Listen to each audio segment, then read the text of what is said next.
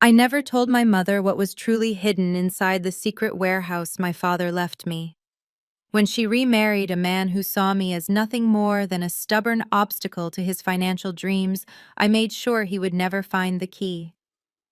But while I was deployed thousands of miles away, I watched on my phone as he cut the lock. He thought he was breaking into a rusty storage unit to steal scrap metal. He had no idea he was breaking into a federal crime scene and sealing his own fate. I am Dominique, 32 years old, a logistics officer for the United States Air Force. Silence and discipline are the cornerstones of my life. But at 3 in the morning on a rainy Tuesday in Germany, the silence of my quarters was shattered not by a bass siren, but by the frantic buzzing of my personal phone. It was the silent alarm from South Chicago. My heart did not race. My training kicked in immediately. I picked up the phone and opened the secure surveillance app linked to the legacy my father Otis had left behind. The screen glowed with a grainy black and white feed. There they were. Standing in the pouring rain outside Warehouse 17 were two figures I knew better than I wanted to. My stepfather Caleb, wearing a raincoat that likely cost more than my brother's car, and my brother Darius holding a pair of massive bolt cutters. The phone rang in my hand. It was Mr. Henderson, the property manager, and my father's oldest friend. His voice was trembling. "Dom," he whispered, "you need to call the police right now. They are here. They have a massive truck backed up to the loading dock. Caleb is shouting that he has power of attorney from your mother, and he has the right to liquidate the property. He is going to cut the chain. I can go down there with my shotgun and stop them." I stared at the screen. I watched Caleb gesture wildly, his face twisted with greed even through the pixelated image. He looked like a man who thought he had finally won. He thought the warehouse was filled with old car parts and copper wire he could sell to pay off his secret debts. He was wrong. Before I tell you what happened next, let me know where you are watching from in the comments below. Please hit subscribe and like this video to find out how a pair of bolt cutters destroyed my stepfather's life. "Mr. Henderson," I said, my voice steady and cold. "Do not go down there. Put the shotgun away. Do not call the local police. Let them cut the chain. Let them open the door." But Dom Henderson stammered, "They will steal everything." "No, Mr. Henderson," I replied, watching Darius clamp the jaws of the cutter onto the hardened steel padlock. "They are not stealing anything. They are walking into a trap I set 6 months ago. If they cross that yellow line, they are not just thieves, they are federal prisoners. Let them in. I have been waiting for this moment ever since Caleb walked into our lives." I switched views to camera 2, zooming in on the loading dock. The high-definition night vision captured every raindrop hitting Tiffany's blow-dried blonde hair. She was holding her latest model iPhone up the ring light attachment blindingly bright in the darkness. She was not just breaking the law, she was broadcasting it. I watched in disbelief as she adjusted her angle to make sure her face looked sympathetic while my brother struggled in the background. "Hey guys, welcome back to Tiff is Truth," she chirped into the phone, her voice dripping with fake sweetness that I could hear clearly through the high-gain microphones I had installed last winter. "You would not believe what we are dealing with tonight. We are finally taking back what belongs to my husband's family. See that warehouse behind me? My husband's selfish sister, Dominique, has been hoarding it for years." She paused for effect, glancing at the comments rolling in on her screen. "Exactly," she said to her audience. "She is single bitter and thinks because she wears a uniform, she is better than everyone else. She is just a selfish old maid who wants to see my Darius struggle. But not tonight. Tonight we are taking what is ours." Behind her, Caleb was pacing back and forth in his expensive trench coat, careful to avoid the muddy puddles. He looked like a shark smelling blood. He snapped at my brother, his voice harsh and impatient. "Hurry up, boy. The truck costs money by the hour. We need to load everything before the sun comes up. Stop playing with it and cut the damn thing." Darius grunted, putting his entire weight on the massive bolt cutters. The chain was thick, hardened steel, a remnant of the heavy industry days. I watched my brother, a man who used to protect me on the playground, now sweating and straining to rob me. He looked tired, But he also looked desperate, driven by the lies Caleb and Tiffany had fed him. Tiffany spun around, making sure to get the peeling paint of the warehouse door in the frame. "Look at this place," she sneered into the camera, gesturing vaguely at the brickwork. "She let it rot just to spite us. We are doing the neighborhood a favor, really. We are going to sell the junk inside, pay off our bills, and maybe finally take that trip to Cabo we deserve. Hit those heart emojis if you support family justice." She truly believed her own lies. She thought she was the hero of this story. She had no idea that the rot she complained about was a deliberate camouflage I paid thousands to maintain. She had no idea that inside those walls was not junk, but a climate-controlled facility housing millions of dollars in sensitive equipment. Then a loud snap echoed through the audio feed. The lock gave way. Darius stumbled forward, nearly dropping the heavy cutters on his foot. "Got it," he panted, wiping rain and rust from his eyes. Caleb's eyes lit up with a predatory gleam that made my stomach turn. Finally, he hissed, stepping over a puddle. "Open it.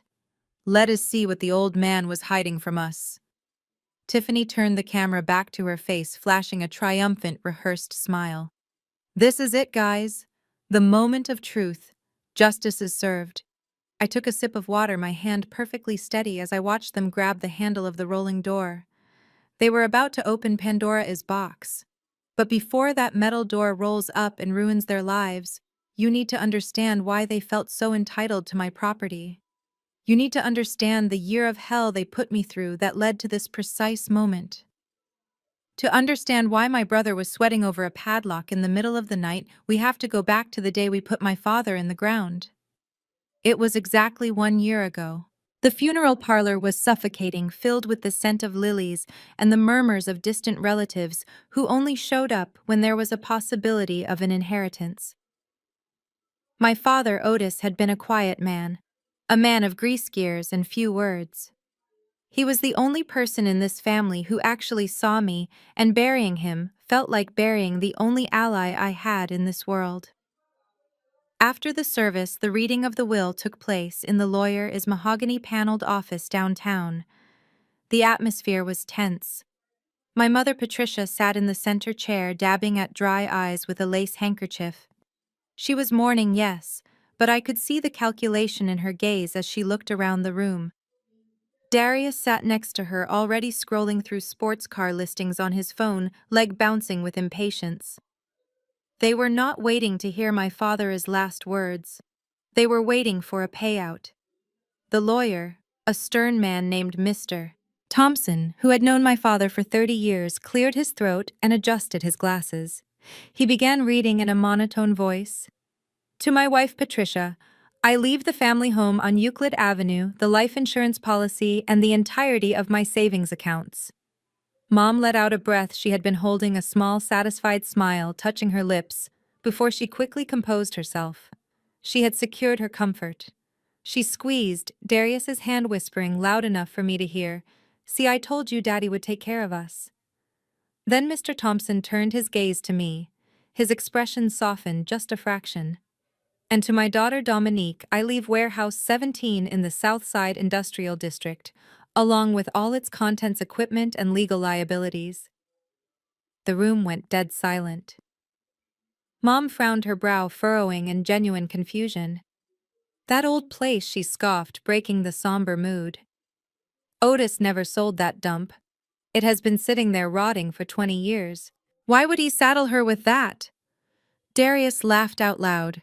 It was a cruel barking sound that echoed off the expensive walls. "Damn, Dom, Dad really played you. He left Mom the mansion and the cash, and he gave you a pile of rust. What are you going to do, open a scrapyard? Maybe you can melt it down to pay for your dry cleaning."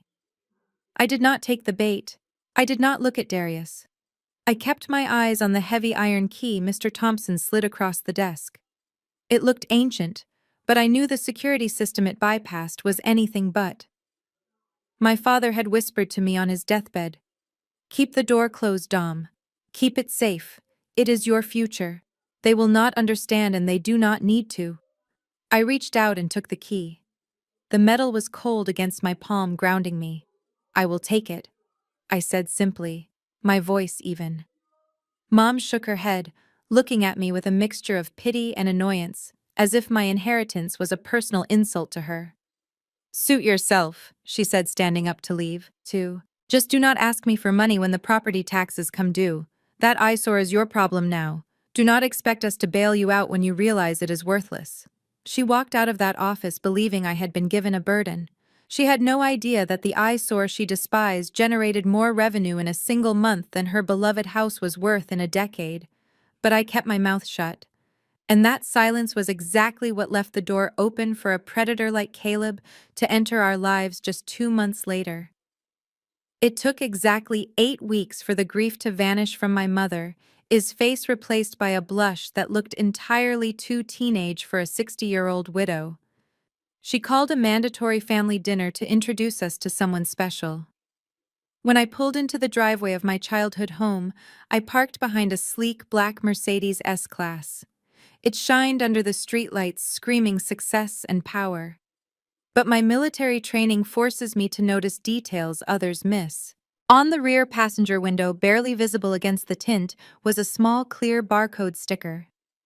Enterprise Rent-A-Car.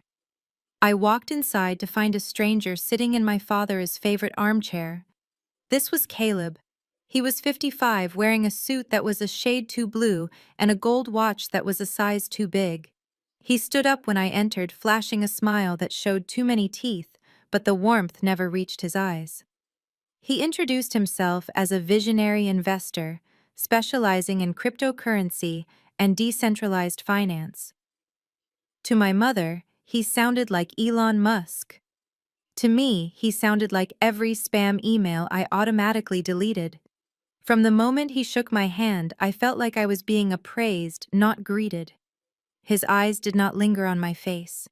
They darted over my shoulder to the crystal chandelier in the foyer, then to the oil paintings on the wall. He was not looking at a home. He was conducting an inventory. Dinner was a masterclass in manipulation. Caleb sat at the head of the table, a spot that had remained empty since the funeral. He spent the first 20 minutes ignoring me completely, focusing his laser beam of attention on my mother. He held her hand across the roast chicken, telling her she was too radiant to be hidden away in this big lonely house. He called it love bombing, a tactic narcissists use to overwhelm their victims with affection before the abuse starts.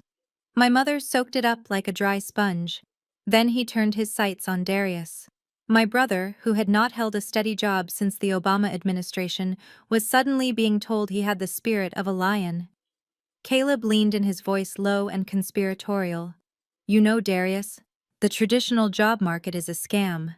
Men like us, we are hunters. I see that hunger in you. I could use a man with your instincts in my new venture.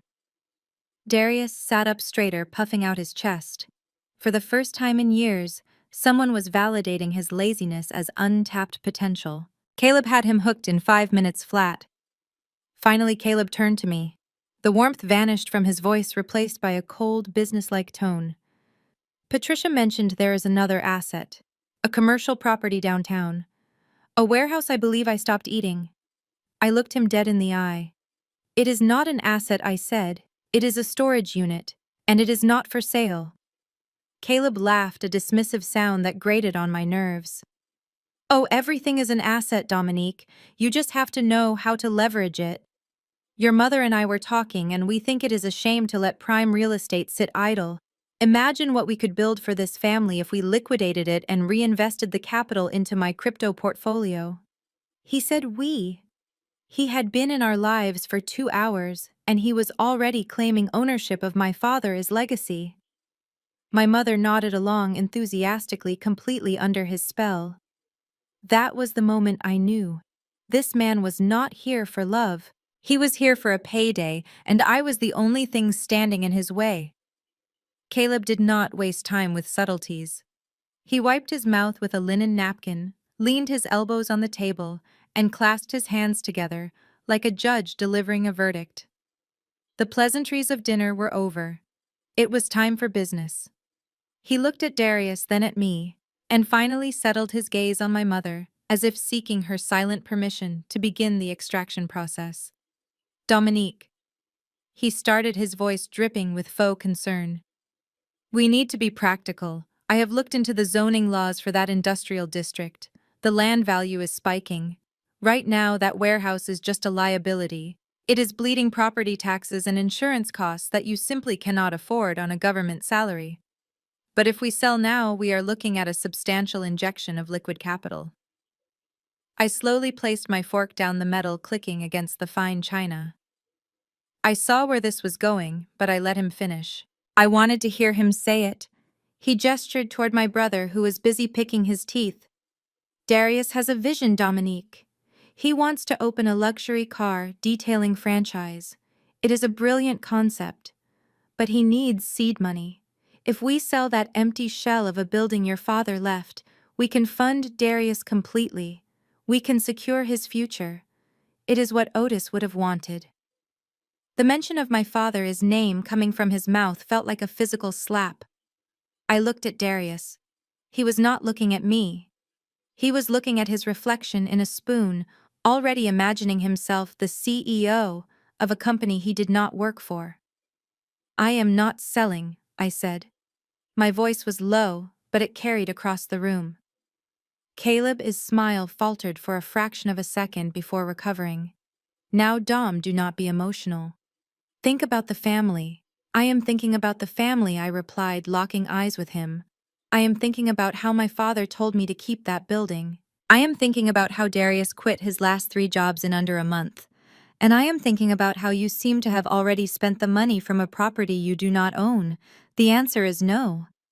That was the match in the powder keg. My mother slammed her hand down on the table so hard the wine glasses rattled. Her face flushed a deep, angry red. Dominique, she shouted. How dare you speak to him like that? Caleb is trying to help us. He is trying to fix the mess your father left behind. He is the man of this house now, and he wants what is best for this family. Why are you so selfish? You are holding on to a rotting pile of bricks while your brother needs help. I stood up, grabbing my purse. The air in the room felt suffocating thick with their entitlement and greed. He is not the man of my house, I said, pushing my chair back. And that warehouse is not a pile of bricks. It is mine. If Darius wants a business, tell him to fill out a job application like everyone else. I walked out of the dining room before they could see my hands shaking. Behind me, I heard Caleb murmur something soothing to my mother, probably telling her I was unstable or jealous. I knew then that I had not just refused a request. I had declared war. And as I drove away from the house I grew up in, I knew they would not stop asking. They would just stop asking nicely. Thanksgiving was supposed to be a time of gratitude, but under Caleb's new regime, it had transformed into a hostage negotiation with turkey and stuffing. I had flown in from Germany on a 48-hour pass, exhausted and jet-lagged, hoping for a sliver of the home I used to know. Instead, I walked into an ambush orchestrated by my sister-in-law, Tiffany. Tiffany was a woman who weaponized femininity. She sat across from me at the dining table, wearing a pastel dress that cost more than my monthly housing allowance, looking at my short regulation haircut with undisguised pity. She did not see a logistics officer in the United States Air Force. She saw a woman who had failed at the only job she thought mattered, which was finding a husband to pay her bills.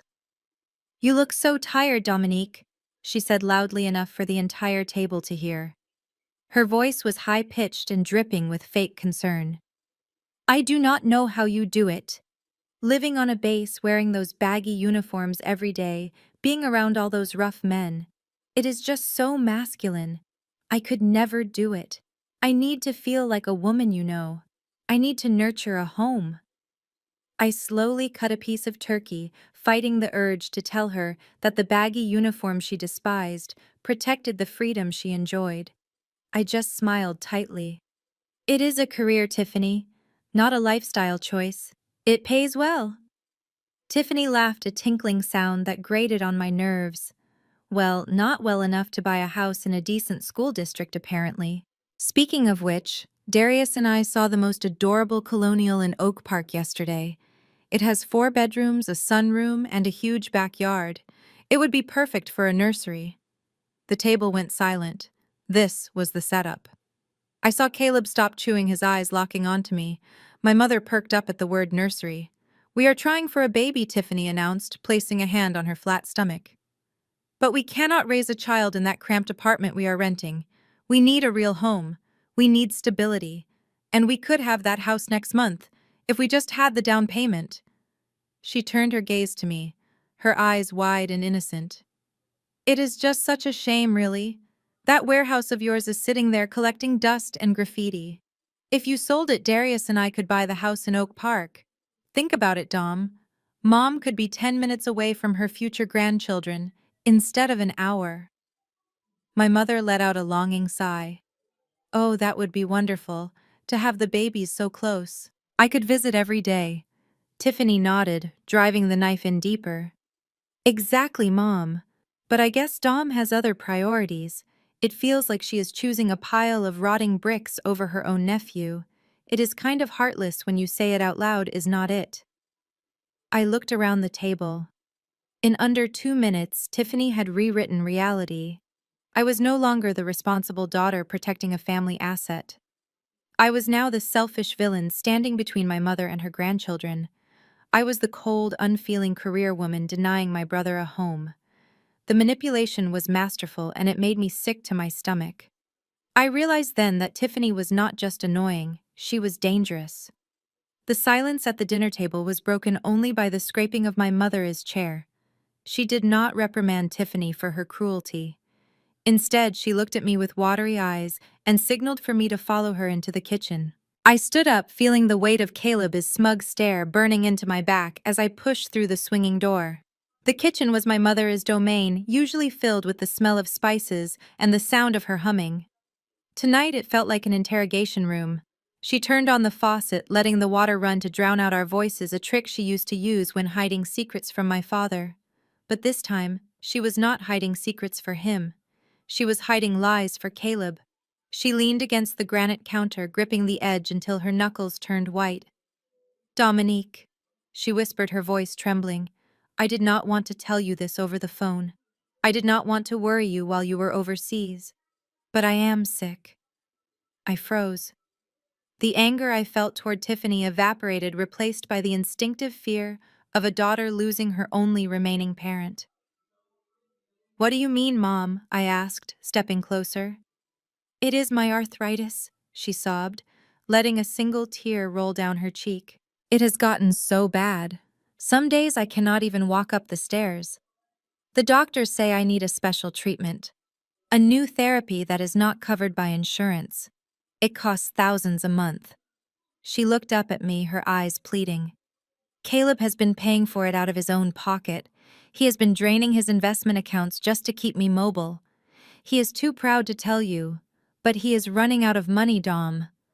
If you sell the warehouse, you are not just helping Darius. You are saving me." For a moment, I almost believed her. I almost reached out to comfort her. But then I looked at her hands. The hands gripping the counter were steady. There was no swelling in her joints, no grimace of pain when she moved. And I remembered seeing her carry a 20-pound turkey out of the oven an hour ago without flinching. I took a deep breath. "Mom," I said calmly, "I have excellent military insurance. I can add you as a dependent. I can get you the best specialists in the country completely free. We do not need to sell the warehouse." Her face changed instantly. The sorrow vanished, replaced by a flash of annoyance. "No," she snapped too quickly. "I do not want military doctors. I want my doctor. I want the treatment Caleb found for me. Why do you have to make this so difficult?" She took a step toward me, grabbing my shoulders. Her grip was strong, painfully strong. "Your father would be so disappointed in you, Dominique. He worked his whole life to build assets for this family. He did not leave you that building so you could hoard it like a miser. He wanted us to take care of each other. Why are you being so greedy?" The mention of my father felt like a physical blow to the chest. She was using the man who loved me most to manipulate me into funding a con artist. I gently removed her hands from my shoulders. "Dad left that warehouse to me because he knew I was the only one who would not sell it for a quick buck." I said, my voice cold and final. I am not selling. And tell Caleb to stop writing scripts for you. You are a terrible actor. I walked out of the kitchen, leaving her standing there, not in pain from arthritis, but shaking with the rage of a manipulator who had just lost control. I knew then that the mother I loved was gone, replaced by a woman who would say anything to please her new husband. And I knew I had to protect myself. 2 days after I refused to fund my mother, is imaginary arthritis treatment, the first strike landed. I drove down to the warehouse on a gray, drizzly Saturday morning to perform a routine systems check. As I rounded the corner of the industrial park, my headlights swept across the corrugated metal door. I slammed on the brakes. Someone had taken a can of bright red spray paint and defaced the entire front entrance. Across the steel slats in jagged, angry letters 5 feet high was a single word: selfish. I sat in my car, the engine idling, staring at the accusation.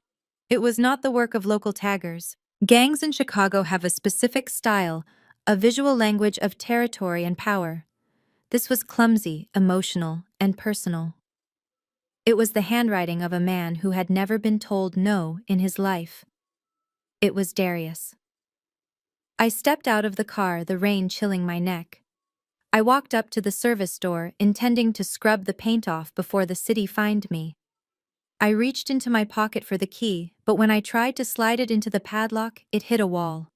I peered closely at the keyhole. It was filled to the brim with hardened white residue. Superglue. Industrial strength adhesive. They wanted to lock me out of my own inheritance. They wanted to make accessing the building so difficult, so painful, that I would simply give up and hand over the deed just to make the harassment stop. It was a petty, childish move, but it was effective. It forced me to call a locksmith and spend 4 hours drilling out a mechanism that had protected this place for 20 years. But if Darius thought a $20 tube of glue would break me, he had forgotten who raised me, and he certainly forgot what I do for a living. In the Air Force, when a perimeter is breached, we do not retreat, we fortify. I did not call the police. A vandalism report would just give Caleb ammunition to claim the neighborhood was unsafe and the property needed to be sold. Instead, I called a private contractor I knew from my work with defense systems. I told him I needed an upgrade, not a home security package. I needed a fortress. Over the next 48 hours, while my family thought I was crying in my apartment, I was transforming Warehouse 17 into a high-tech trap. We stripped out the old analog locks. In their place, we installed biometric scanners disguised as standard keypads. I added high-definition cameras with night vision and audio recording hidden inside rusted ventilation pipes where no one would look. But the most important addition was invisible. We installed pressure sensors under the concrete floor mats at the loading dock. These sensors were calibrated to detect weight and movement, sending a silent alert directly to my phone the moment someone crossed the threshold without authorization. I treated the warehouse perimeter like a forward operating base in a hostile zone. When the contractor finished, he handed me a tablet linked to the new system. "You are expecting SEAL Team 6 or something, Dom?" he asked, joking. I looked at the live feed on the screen, clear as day. "No," I said. "Just my family." I left the red graffiti on the door for one more day. I wanted them to see it. I wanted them to think they had won, that they had successfully intimidated me. Because an enemy who thinks they are winning is an enemy who makes mistakes. And I was ready for them to make the biggest mistake of their lives. A week after I fortified the warehouse, my mother called me in a panic.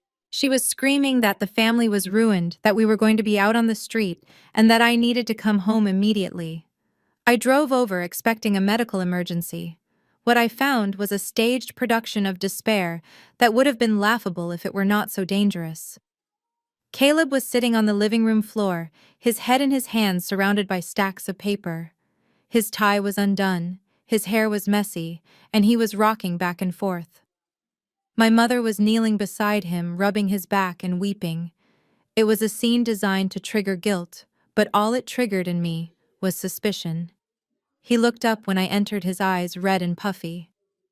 "I am sorry, Dom," he choked out. I am so sorry. It is all gone. The crypto exchange collapsed. The hackers took everything. I lost my savings. I lost your mother's retirement fund. I have failed you all. My mother looked at me, her face pale with terror. We are going to lose the house, Dominique. The bank is calling on Monday. We need $200,000 to cover the margin calls, or they take everything. I stood over them, arms crossed. I did not offer a tissue. I offered logic. Show me the police report, I said. If it was a hack, there is a digital trail. Show me the FBI case number. Caleb waved his hand dismissively. The authorities are useless. They take too long.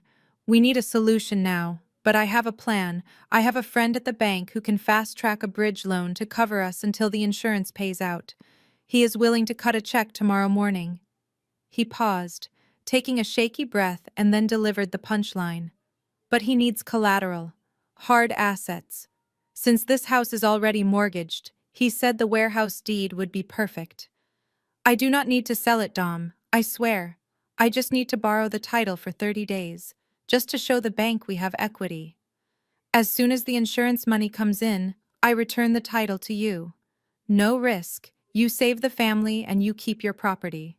It sounded reasonable to a desperate woman like my mother, but to me it sounded like the oldest con in the book. You sign over the deed as collateral. The loan defaults, the bank seizes the property, and suddenly Caleb buys it back through a shell company for pennies on the dollar. I crouched down so I was eye level with him. You want me to hand over a deed to a property you have never been inside to secure a loan for a hack you cannot prove happened? I asked quietly. I pulled out my phone. Tell you what, I have a friend in the cybercrimes division. Let us call him right now. He can track those hackers in 10 minutes. Caleb stopped rocking. The tears stopped instantly. The sorrow on his face hardened into a mask of pure rage. He stood up abruptly, towering over me. Put the phone away, he snarled, his voice dropping an octave. You think you are so smart, do not you? You think you are better than us because you wear a uniform. Your mother is drowning and you are asking for paperwork. You are a cold, heartless bitch. My mother gasped, but she did not defend me. She looked at Caleb's angry face and then at me, and she chose her side. He is right, Dominique, she whispered. You just want to see us fail. I put my phone back in my pocket. I did not need a cybercrimes expert to know there were no hackers. The only thief in the room was wearing a suit. I walked out, leaving Caleb fuming. He had tried to play the victim and failed. Now he was desperate, and desperate men do dangerous things. For me, the Air Force Base was more than just a workplace. It was a sanctuary of order and discipline, a place where rules mattered and merit was rewarded. It was the one place where I was not the black sheep or the stubborn daughter, but Lieutenant Carter, a respected logistics officer. I believed that my chaotic family life could not touch me behind the razor wire fences and armed checkpoints. I was wrong. That illusion shattered on a Tuesday morning. I was in the middle of coordinating a supply drop for a unit in Guam when my squadron commander, Colonel Vance, summoned me to his office. His voice over the intercom was not the usual professional tone. It was icy. I walked into his office, executed a sharp salute, and stood at attention. Colonel Vance did not return the salute. He was sitting behind his desk, staring at a notepad, as if it were a piece of rotting meat. Lieutenant, he began, his voice dangerously low. I just got off the phone with a Mrs. Patricia Carter Mills. She claims to be your mother. My blood ran cold. The air in the room seemed to vanish. Yes, sir, I replied, staring straight ahead. That is my mother. The colonel stood up and walked around his desk, leaning against the edge. She was very emotional, Lieutenant. She claims that you have used your military authority to seize family assets. She claims you are withholding funds necessary for her medical care. She even used the phrase elder abuse. She told me that the United States Air Force is harboring a thief who abandons her sick parents. I felt a wave of nausea wash over me. It was a lie so bold, so vicious, that I could barely process it. My mother had not just crossed a boundary, she had launched a nuclear strike on my career. She knew how much this uniform meant to me, and she was using it as leverage. She was willing to get me court-martialed just to force me to sell the warehouse for Caleb. "Sir," I said, keeping my voice steady despite the shaking in my hands. "Those allegations are completely false. My mother is being manipulated by a third party. I have legal documentation proving ownership of the property in question." Colonel Vance held up a hand to stop me. "I do not want to hear the details, Carter. I am not a family court judge, but I will tell you this. I cannot have an officer in my command with a cloud of financial impropriety hanging over her head. It is a security risk, and it is conduct unbecoming." He leaned in closer, his eyes hard. "Fix this, Lieutenant. Silence this noise. If I receive one more call from your mother or a lawyer or a local congressman about you starving your parents, I will open a formal inquiry, and that will be a permanent mark on your record. Do you understand?" "Yes, sir," I whispered. Dismissed. I walked out of his office, my face burning with humiliation. I marched past the junior airmen, past the administrative desks, and out into the cool morning air. I did not cry. The time for tears was over. My mother had made her choice. She had decided that Caleb's approval was worth destroying my livelihood. I sat in my car in the parking lot and gripped the steering wheel until my knuckles turned white. For months, I had been playing defense. I had been reacting to their moves, trying to be the bigger person. But you cannot be the bigger person when you are fighting a parasite. You have to be the surgeon. I pulled out my phone and dialed my lawyer. It was time to stop protecting them. It was time to take off the kid gloves and put on the brass knuckles.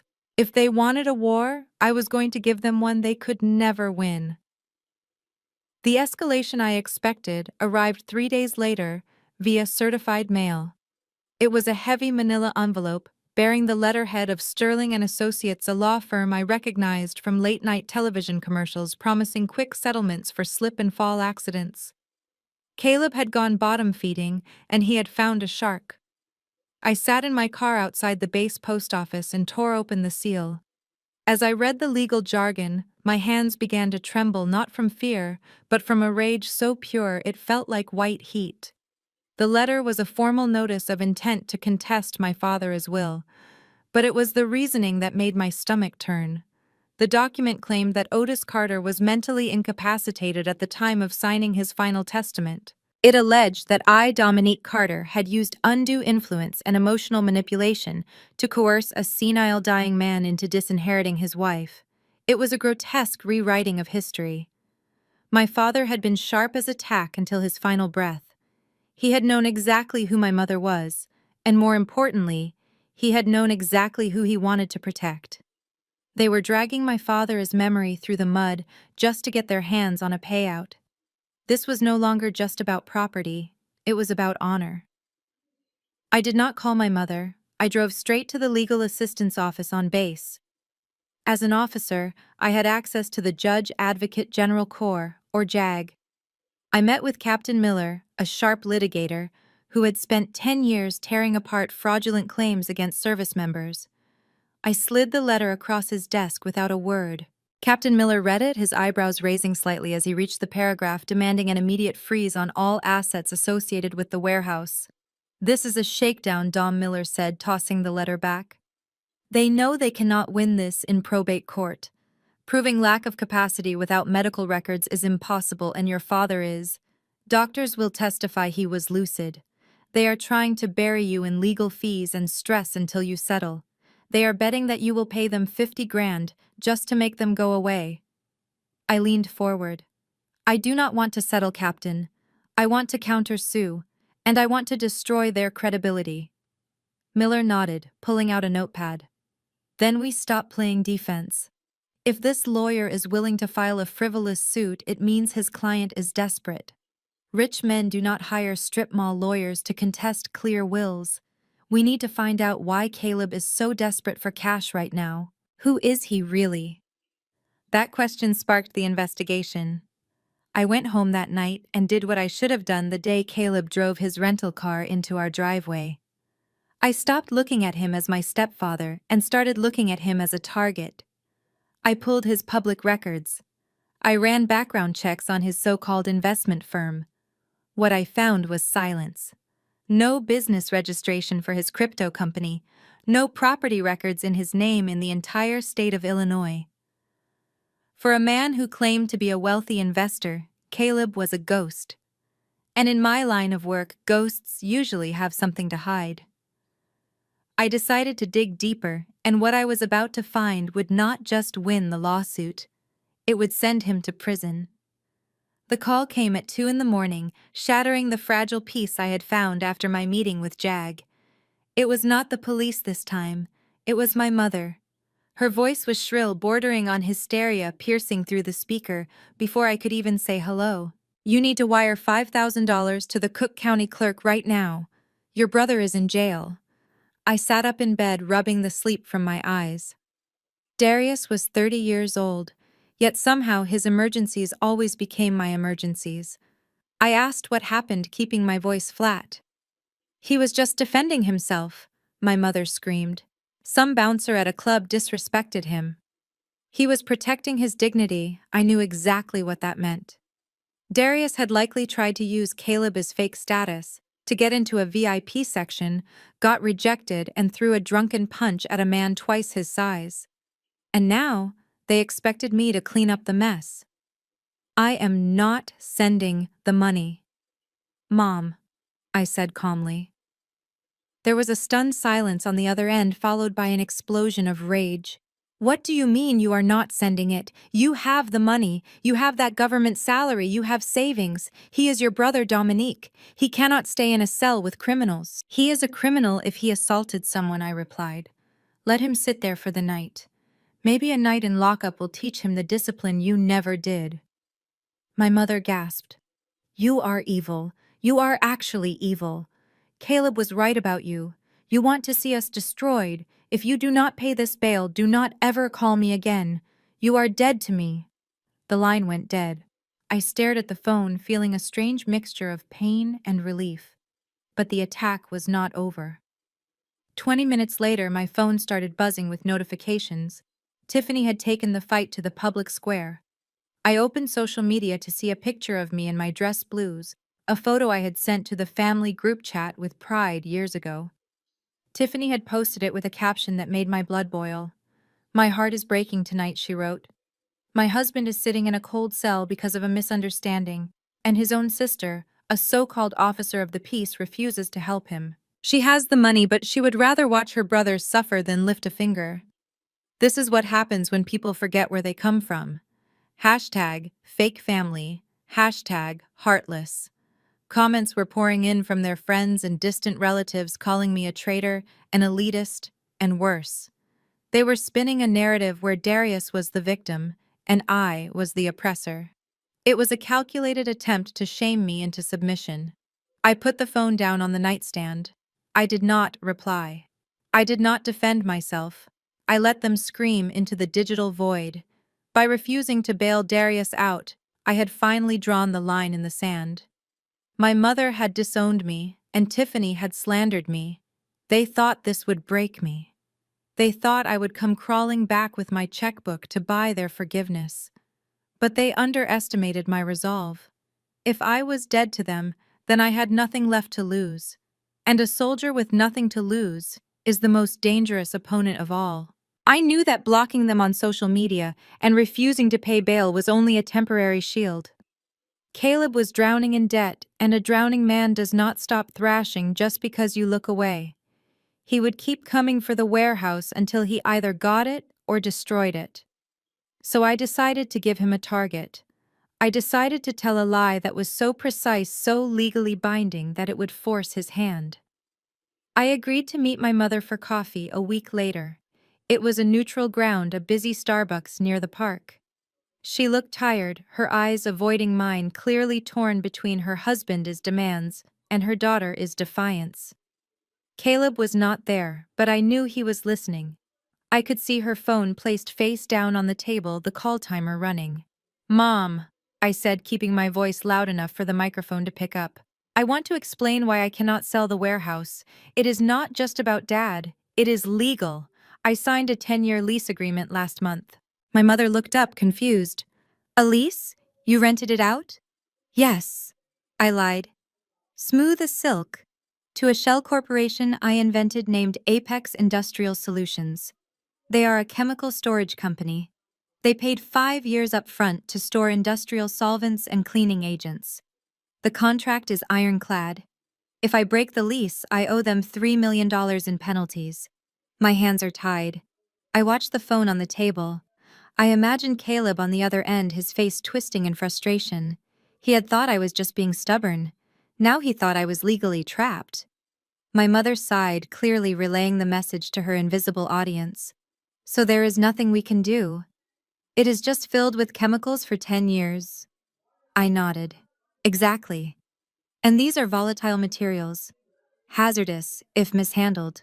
That is why the security is so tight. I left the coffee shop feeling a grim sense of satisfaction. I had planted the seed. A normal person would hear hazardous chemicals, an ironclad lease, and walk away. But Caleb was not normal. He was a con artist who believed the world owed him a living. I knew exactly how his mind would work. He would not see a $3 million penalty. He would see a loophole. In his twisted logic, if the tenant was storing dangerous goods, they were vulnerable. If an accident happened, if the chemicals were proven to be unsafe, or if the facility was damaged, the city would condemn the building. The lease would be voided, the tenant would be evicted, and the warehouse would be free to sell. I had given him the bait. I told him the warehouse was full of dangerous, expensive things that could not be touched. To a man like Caleb, that was not a warning, it was an invitation. He did not know that Apex Industrial Solutions did not exist. He did not know that the only volatile thing inside that building was the trap I had set for him. But he was about to find out, and he was going to bring the whole family down with him. The invitation for a truce arrived 48 hours after I planted the lie about the chemical lease. My mother sent a text message that was surprisingly grammatically correct, which meant Caleb had dictated it. It said, "Please come for dinner tonight. We want to apologize and start over. Family is too important to lose over money." I knew it was a trap. You do not go from disowning your daughter to roasting a chicken for her in 2 days without an agenda. But I accepted. I needed to look them in the eye one last time to confirm my suspicions. I needed to see how desperate they really were. Dinner was a masterclass in tension. The roast beef was dry and the conversation was drier. Caleb was unusually quiet, his leg bouncing under the table. My mother looked like she was walking a tightrope, her eyes darting between us, terrified that one wrong word would detonate the explosive silence. They asked about the weather. They asked about traffic. They did not ask about my life because they did not care. Halfway through the meal, I excused myself to use the restroom. I stood up, leaving my purse on the sideboard in the dining room. It was a calculated risk. I walked into the hallway, but I did not go to the bathroom. I stopped just out of sight and looked into the large oval mirror hanging on the opposite wall. It gave me a perfect view of the dining table. The moment I was out of the room, Caleb moved. He did not go for a second helping of potatoes. He lunged for my purse. I watched in the reflection as his manicured fingers frantically unzipped the main compartment. He was not looking for cash or credit cards. He was digging for a heavy iron key. He was looking for the physical access to the warehouse. He did not find it, of course. The key was on a chain around my neck, tucked under my shirt, and the biometric codes were in my head. He zipped the bag shut and sat back down, just as I flushed the toilet to signal my return. When I walked back in, he was smiling, pretending to cut his meat. I sat down, unfolded my napkin, and decided to hand them the shovel they would use to dig their own graves. "It is good we are doing this tonight," I said, looking straight at Caleb, "because I will not be around for a while. I received orders this morning. I am deploying to Germany next week for a classified logistics operation. I will be gone for a month." The effect was instant. Caleb stopped chewing.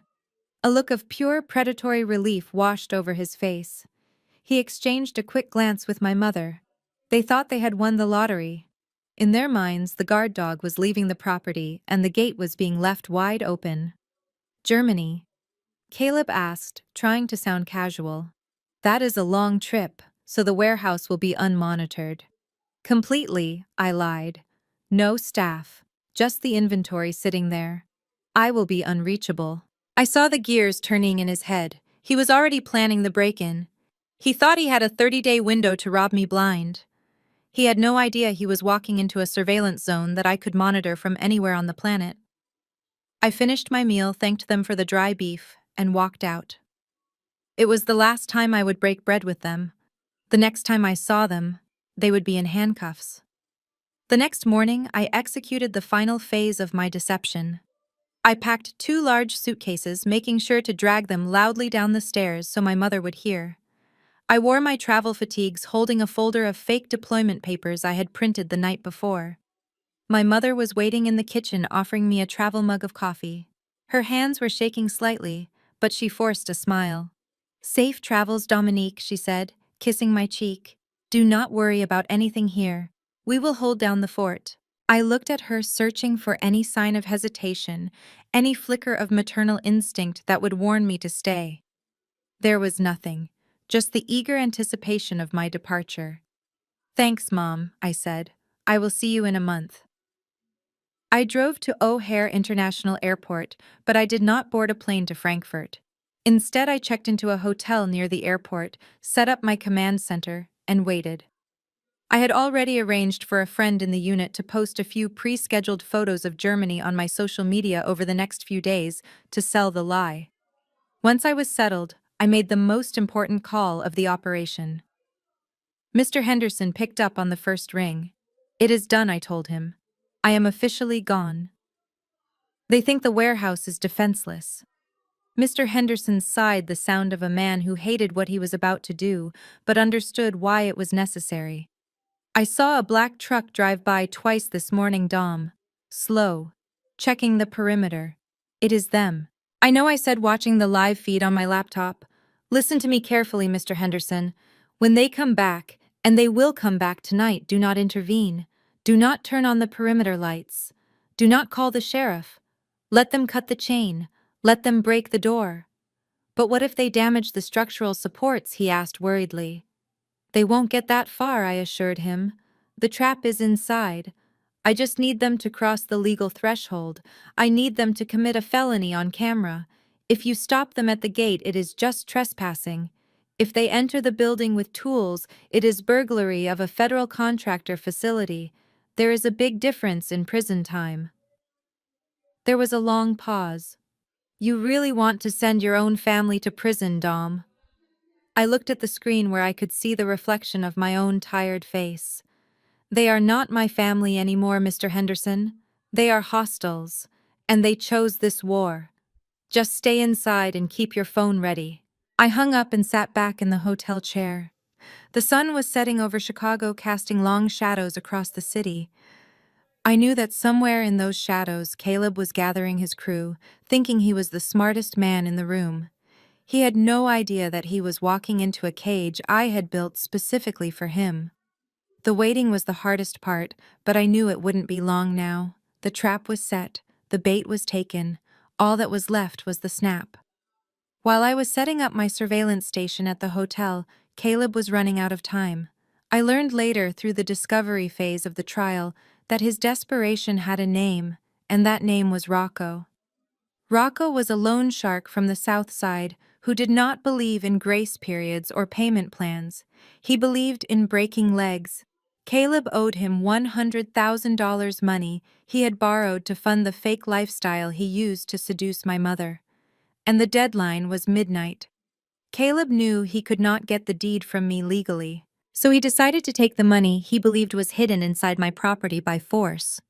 He found my brother Darius in the garage playing video games and nursing a beer.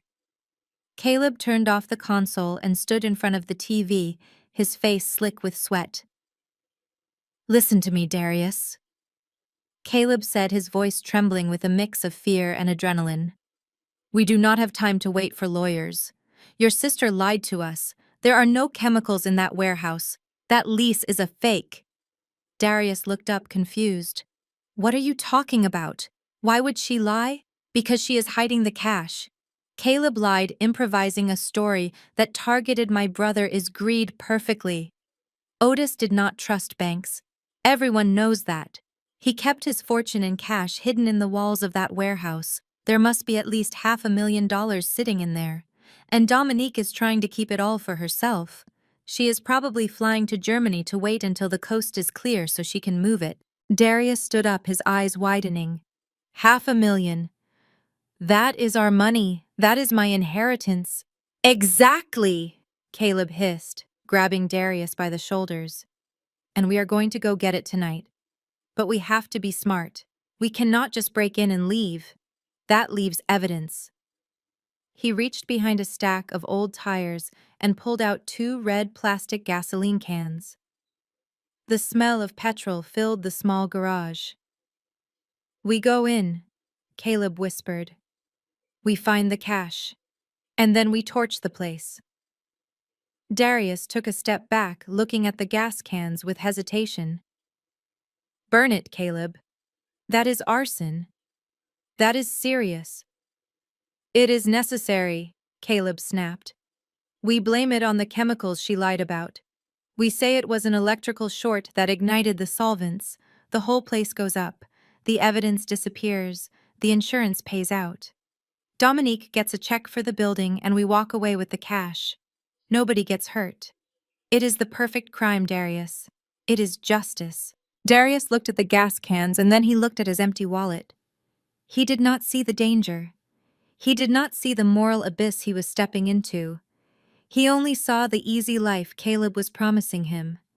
He nodded slowly. Okay, Darius said. Let us go get our money.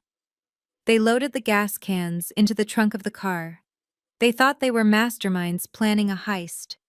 They had no idea they were about to walk into a federal facility with incendiary devices. They were not just thieves anymore. In the eyes of the law, they were about to become domestic terrorists. The Chicago sky opened up that night, unleashing a torrent of freezing rain that turned the industrial park into a blurred landscape of gray and black. It was the kind of weather that kept honest people indoors, but it was perfect cover for what my family intended to do. I watched from my hotel room monitor as a battered Ford F-150 rolled slowly down the street. It was a rental, of course. Caleb would never risk damaging a vehicle he actually owned, assuming he owned one at all. The truck pulled up to the loading dock with its headlights off. The driver's side door opened and Caleb stepped out. He was dressed in all black, looking like a bad caricature of a cat burglar, pulling a beanie low over his forehead. Darius stumbled out of the driver's seat, looking less like a criminal mastermind and more like a terrified child. He kept glancing over his shoulder at the empty street, jumping every time thunder rumbled overhead. Then the passenger door opened and Tiffany emerged. She was the anomaly in this scene. While the men were trying to be invisible, she was practically glowing. She was holding a stabilizing gimbal with her smartphone mounted on it, the screen brightness set to maximum. She wasn't there to lift heavy boxes or carry cash. She was there to be the narrator of my destruction. I zoomed in with the camera. I could see her checking her hair in the reflection of the truck window, adjusting her raincoat to make sure it looked flattering. She was treating a federal felony like a content creation opportunity. Leave the phone in the truck, Tiffany, I heard Caleb hiss through the audio feed. We need to move fast. No way, she snapped back, her voice cutting through the sound of the rain. I promised my followers a reveal. If we find illegal chemicals or stolen goods in there, I am going live immediately. I am going to expose her, Caleb. I am going to make sure she loses that uniform and her pension. This is my insurance policy. Caleb did not argue. He was too focused on the prize. He signaled to Darius, who dragged the heavy bolt cutters from the truck bed. They moved toward the main gate like a dysfunctional paramilitary unit. I sat back in my chair, taking a sip of lukewarm coffee. It was almost impressive how committed they were to their own downfall. Most criminals try to hide their crimes. My sister-in-law was preparing to broadcast hers to the world in high definition. She thought she was an investigative journalist uncovering a scandal. She had no idea she was about to become the star witness for the prosecution against herself. The wind howled, rattling the hotel window, but on the screen the only sound was the heavy breathing of three people about to cross a line they could never uncross. They reached the perimeter fence. Darius lifted the heavy cutters to the chain I had replaced just days ago. The trap was set, the players were in position, and the show was about to begin. The surveillance feed on my laptop was grainy from the downpour, but the image was unmistakable. My brother was wrestling with the hardened steel chain like a man fighting a snake. The rain was coming down in sheets, slicking back his hair and turning the ground beneath him into a mud pit. Caleb stood over him, barking orders that were lost in the wind, but his body language screamed frustration. He kicked the fence, urging Darius to put his back into it. Through my high-quality headphones, the audio was sickeningly clear. I could hear the heavy, labored breathing of my brother as he leveraged his entire body weight against the long red handles of the bolt cutters. I heard the groan of the metal stressing under pressure, a high-pitched whine that sounded like a scream. Then came the sound that signaled the end of my family as I knew it. A sharp, violent crack that echoed like a gunshot across the empty industrial park. The first link gave way. Darius stumbled forward, nearly face-planting into the wet concrete, but he caught himself. He did not look remorseful. He looked energized. He repositioned the jaws of the cutter for the second link, his movements faster now fueled by the adrenaline of the crime. But the most painful part of this scene was not the theft itself. It was the lookout. I switched camera angles to the camera mounted on the utility pole facing the street. Inside the idling truck, illuminated by the soft glow of the dashboard lights, sat my mother. She was not asleep. She was not crying. Her hands were gripping the steering wheel at 10 and 2, her posture rigid. Her eyes were darting back and forth between the rearview mirror and the side mirrors, scanning the dark street for police lights. She looked terrified, yes. Her lips were moving, perhaps in prayer, perhaps in a mantra of self-justification. But she was not stopping them. She was not honking the horn to warn me. She was actively guarding the perimeter while her husband and son broke into my property. I zoomed in on her face. I wanted to remember this moment. I needed to burn this image into my mind for the days ahead when she would inevitably claim she was an innocent victim of Caleb's schemes. She was not a victim. She was the getaway driver. Seeing her there, complicit and alert, broke the final thread of guilt I had been holding on to. Another loud snap rang out through the audio feed. The heavy chain rattled to the concrete coiling like a dead serpent. Darius pulled the padlock free and threw it into the bushes. He grabbed the chain and yanked it off the handles. The gate swung open with a rusty creak, exposing the dark, wet asphalt of the loading bay. The barrier was gone. They had officially crossed the line from a family dispute into a federal crime. Caleb patted Darius on the back, a gesture of congratulations for a job well done. They turned and walked toward the rolling steel door, leaving my mother alone in the truck to watch the rain and wait for a fortune that did not exist. The rolling steel door was heavier than it looked. Darius grunted, his boots slipping on the wet asphalt as he heaved upward, straining against the rusted exterior handle. Caleb stepped in to help, not out of kindness, but out of impatience. Together they forced the metal curtain up. The screech of the rusty tracks echoed through the night, a sound so loud I was sure it would wake the dead. But as the door rose above their heads, the noise stopped, abruptly replaced by a low, steady hum. They expected darkness. They expected the smell of mildew-rotting wood and 20 years of neglect. They expected to turn on their flashlights and sweep away cobwebs to find stacks of old newspapers and broken furniture. Instead, they were blinded. The moment the door cleared, the sensor threshold, the interior woke up. A bank of high-intensity industrial LED lights flickered to life, flooding the bay with a brilliance that rivaled an operating room. The sudden transition from the pitch-black rainy night to this clinical white brightness made them recoil. Darius actually shielded his eyes, stumbling back a step.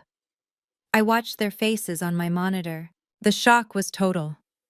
They were staring into a space that looked less like a warehouse and more like a high-tech laboratory. The floor was not cracked concrete. It was sealed with pristine gray epoxy that gleamed under the lights. The walls were insulated and paneled. The air blowing out of the open door was not stale.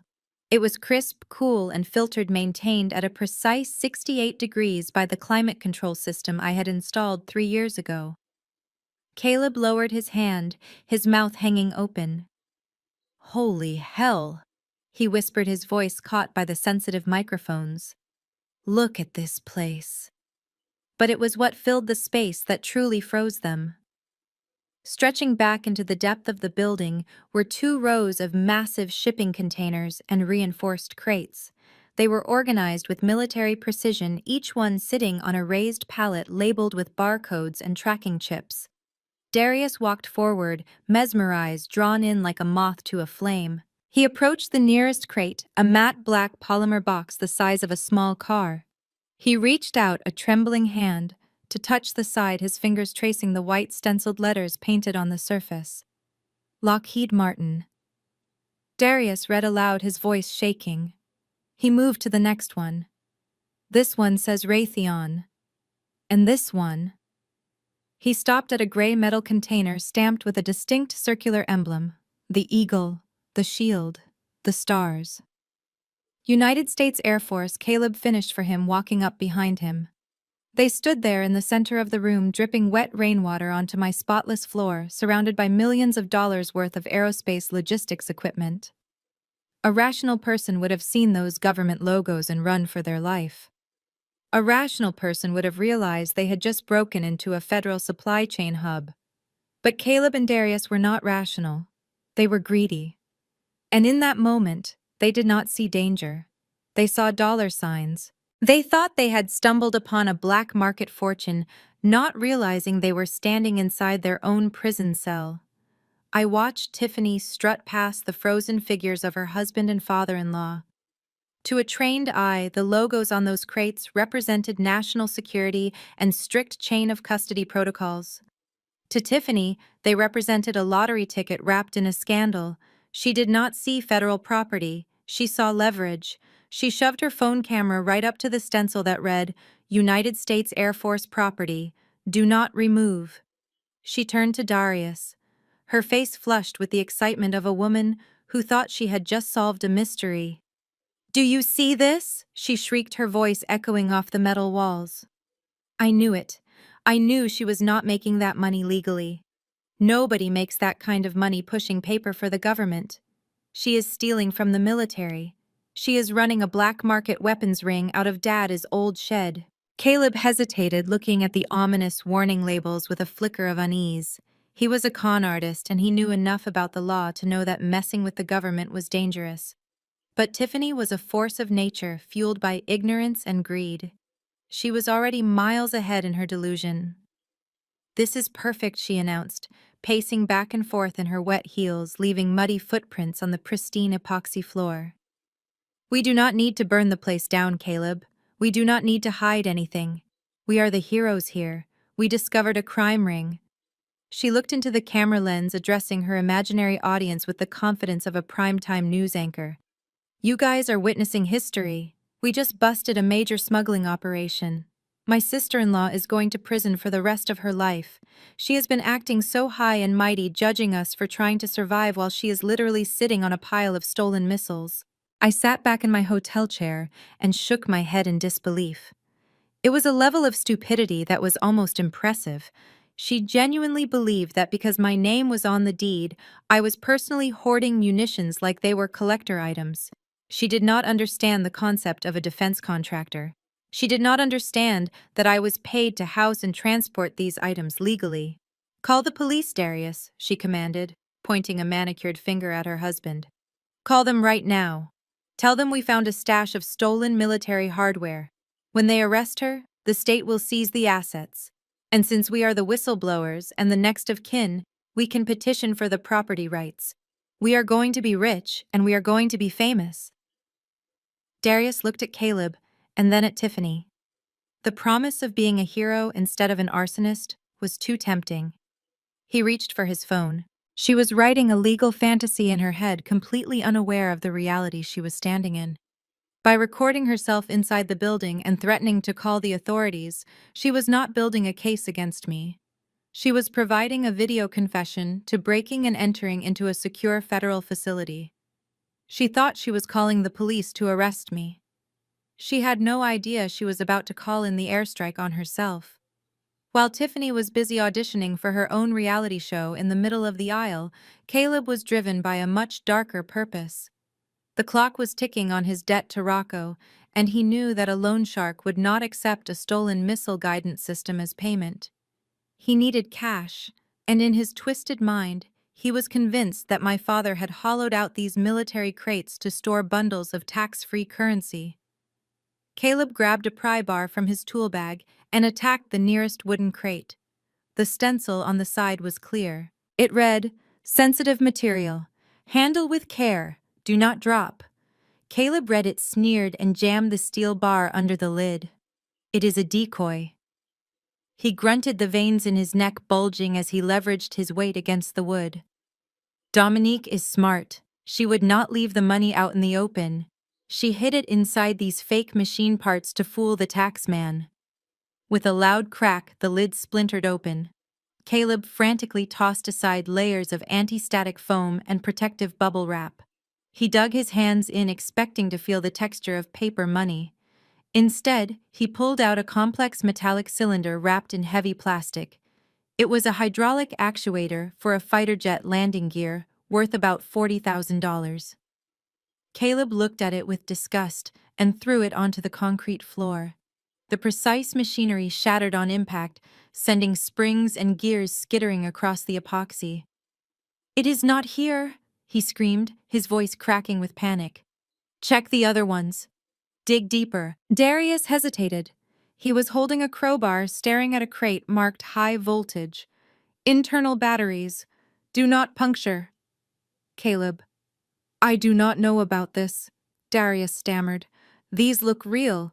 What if we break something dangerous?" "Break it all!"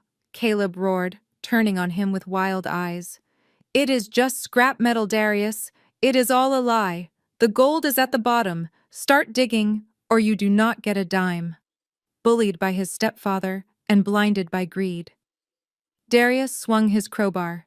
He smashed the lock on the crate. He ripped open the side panel.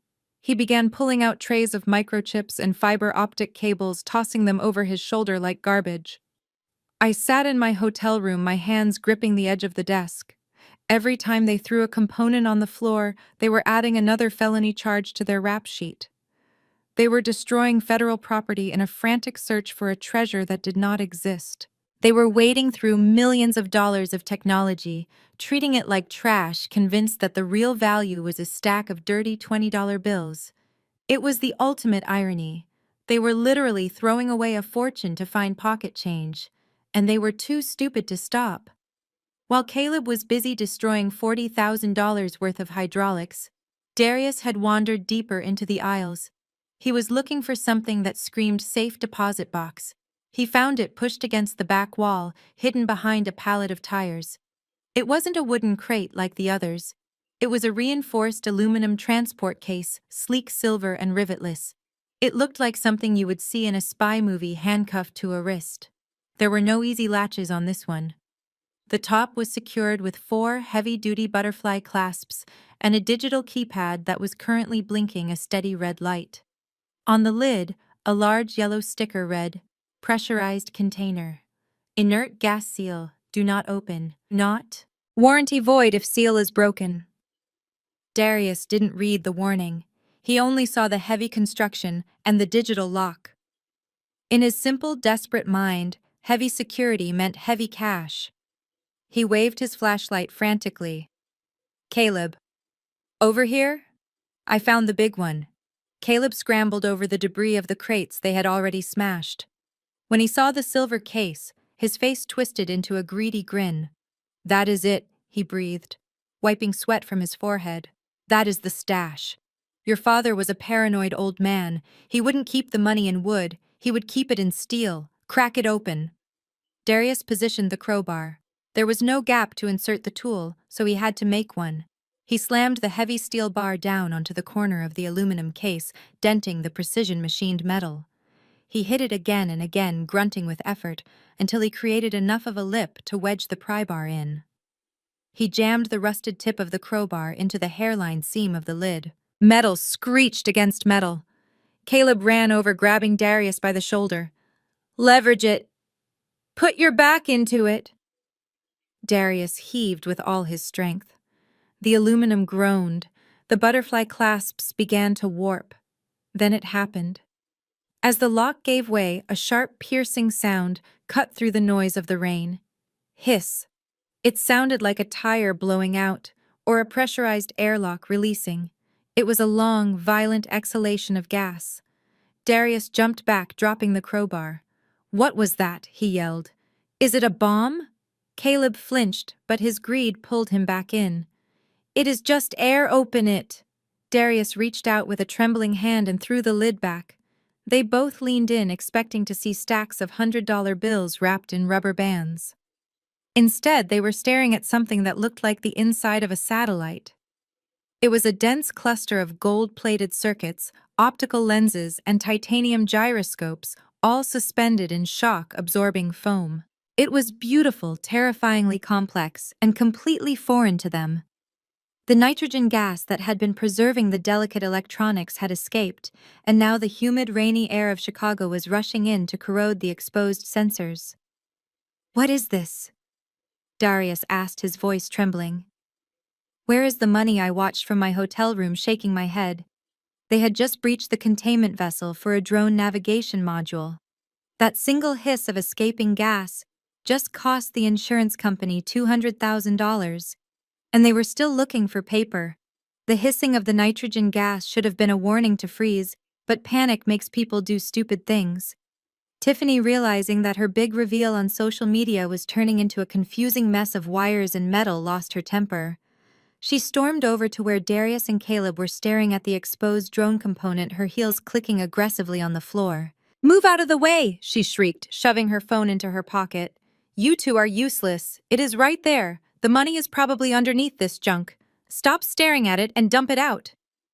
Darius tried to block her. "Tiffany, wait," he stammered, holding the heavy aluminum case with both hands. "This looks expensive. We should not break it." "I do not care if it is expensive," she yelled. "It is not ours." She lunged forward, grabbing the side of the case. For a brief second, there was a struggle. My brother, weakened by fear, and my sister-in-law, fueled by greed, played a tug-of-war with a prototype navigation gyroscope that belonged to the United States government. And then gravity took over. Tiffany shoved Darius hard in the chest. His grip slipped. The heavy case tumbled from his hands. Time seemed to slow down on my monitor. I watched the silver box rotate in the air. When it hit the epoxy floor, it did not just bang, it crunched. The sound was sickening, like a bone breaking, as the delicate internal glass optics and gold filaments shattered upon impact. That single crash was the sound of a $1.2 million loss. But the warehouse did not mourn the loss. It reacted to it. The impact triggered the seismic sensors I had installed in the floor. Instantly, the sterile white lights cut out. The room plunged into darkness for a heartbeat before the emergency system kicked in. Strobing red hazard lights began to pulse, washing the room in a terrifying crimson glow. A deafening siren designed to disorient intruders began to wail, bouncing off the metal walls at 120 decibels. "Intruder alert," a robotic voice announced over the PA system. "Lockdown initiated. Federal authorities have been notified." On the screen, I saw them scramble. Caleb dropped his flashlight. Tiffany clamped her hands over her ears, screaming something that was lost under the noise of the siren. Darius turned and ran toward the open loading dock door, the only way out. He was too late. The heavy steel rolling door was already moving. It slammed down with hydraulic force, sealing shut with a mechanical thud that shook the floor. The magnetic locks engaged with a loud clank. They ran to the service door, locked. They ran to the fire exit, mag-locked. The ventilation shut down to prevent gas escape. They were sealed inside a red, screaming box. I took a sip of my coffee, feeling a cold sense of justice. They wanted to get into the warehouse so badly. Now they were never going to leave, at least not until the people with the handcuffs arrived to escort them out. The wailing siren inside the warehouse was deafening, a sonic weapon designed to disorient enemy combatants. On my screen, I watched my family crumble under the pressure. Tiffany was curled up in a ball on the floor, covering her ears and screaming. Darius was slamming his shoulder against the steel rolling door, futilely trying to force it open. Caleb was running in circles, looking for a keypad, a switch, anything to make the noise stop. I decided to show them a small mercy just so they could hear the gravity of their situation. I pressed a command on my laptop and the siren cut out instantly. The sudden silence was heavier than the noise. The only sound left was their ragged breathing and the hum of the cooling units. Then I leaned into my microphone. My voice was projected through the warehouse PA system, amplified and echoing off the metal walls like the voice of judgment itself. "I hope you are all comfortable," I said, my voice calm and icy, "because you are going to be there for a while." Caleb froze. He looked up at the ceiling, searching for the source of the voice. "Dominique," he yelled, his voice cracking. "Dominique, open this door. This isn't funny. We are your family." "You stopped being my family the moment you cut that chain, Caleb," I replied. I zoomed the camera in on Tiffany, who was staring up at the speakers with mascara running down her face. "And Tiffany," I continued, "I saw what you did. I have it all on tape. You might want to call a very expensive lawyer. That silver case you just smashed contained a laser gyroscope assembly for a C-17 Globemaster transport aircraft." I paused to let the words sink in. "Do you know how much that costs? It is not $1,000. It is not $10,000. That single unit is valued at $1.2 million. And since you entered a federal storage facility to destroy it, that makes it a felony with a mandatory minimum sentence. Congratulations! You just bought a one-way ticket to federal prison." Tiffany let out a strangled sob. "No. It was an accident. I didn't know." "Ignorance is not a defense," I said. Darius ran to the service door and started kicking it. "Let us out, Dom. Please, we will pay for it. We will fix it. Just open the door." "I cannot do that, Darius," I said. "The system is automated. Once the seismic sensors were tripped, the facility went into level 4 lockdown. The magnetic locks on those doors are rated to withstand a truck bomb. You cannot kick them down, and I cannot open them remotely. The only people who can open those doors now are the military police." Caleb's face went pale. "The military police," I checked the time on my screen. "Yes." The silent alarm went straight to the nearest base. "They are about 10 minutes away. And Caleb, they do not carry tasers, they carry assault rifles. So I suggest you sit down, put your hands where they can see them, and pray they are in a good mood. Because right now, you are not intruders. You are domestic terrorists trapped in a secure box." I cut the microphone feed. On the screen, I watched Caleb slide down the wall until he hit the floor, burying his face in his hands. He knew it was over. The trap had snapped shut, and I had the front row seat to their destruction. The silence inside the warehouse did not last long. Through the external cameras, I saw the night sky light up, not with lightning, but with the strobe lights of a full-scale federal raid. It was a beautiful sight. When I told Caleb that the authorities were coming, he likely imagined a patrol car with 2 bored officers writing a ticket for trespassing. He was not expecting the cavalry. 3 black tactical SUVs screeched to a halt in front of the loading dock, flanking a heavy armored personnel carrier stamped with the Department of Homeland Security insignia. Men in full tactical gear poured out of the vehicles. They were not carrying notepads. They were carrying M4 carbines and ballistic shields. This was the response protocol for a breach of a facility housing sensitive aerospace technology, and it was executed with terrifying precision. I watched the color drain from Caleb's face as the heavy rolling door began to rise again. This time, it was not being opened by 2 greedy thieves. It was being overridden by a federal master key. As the metal curtain ascended, it revealed a wall of blinding floodlights and laser sights pointed directly at my family's chests. Federal agents, a voice boomed over a loudspeaker. Drop any weapons and get on the ground, hands where we can see them. Now! Tiffany screamed and threw herself flat on the epoxy floor, covering her head with her hands. Darius, shaking uncontrollably, dropped to his knees and raised his hands in surrender, sobbing loudly. But Caleb, arrogant to the bitter end, made the mistake of thinking he could negotiate with a tactical team. He did not get on the ground. Instead, he took a step forward, raising a hand as if he were hailing a waiter at a restaurant. He squinted into the blinding lights, trying to flash his charming smile. "Officers, wait," he yelled, trying to project authority. "Do not shoot. This is a big misunderstanding. I am the owner is father. I am Dominique. Carter is father. We are just checking on the property." It was the last lie he would tell as a free man. The lead officer did not ask for ID. He did not ask for a character reference. He signaled his team. Two agents surged forward with the speed of a linebacker. One of them slammed a ballistic shield into Caleb, his chest knocking the wind out of him and sending him flying backward.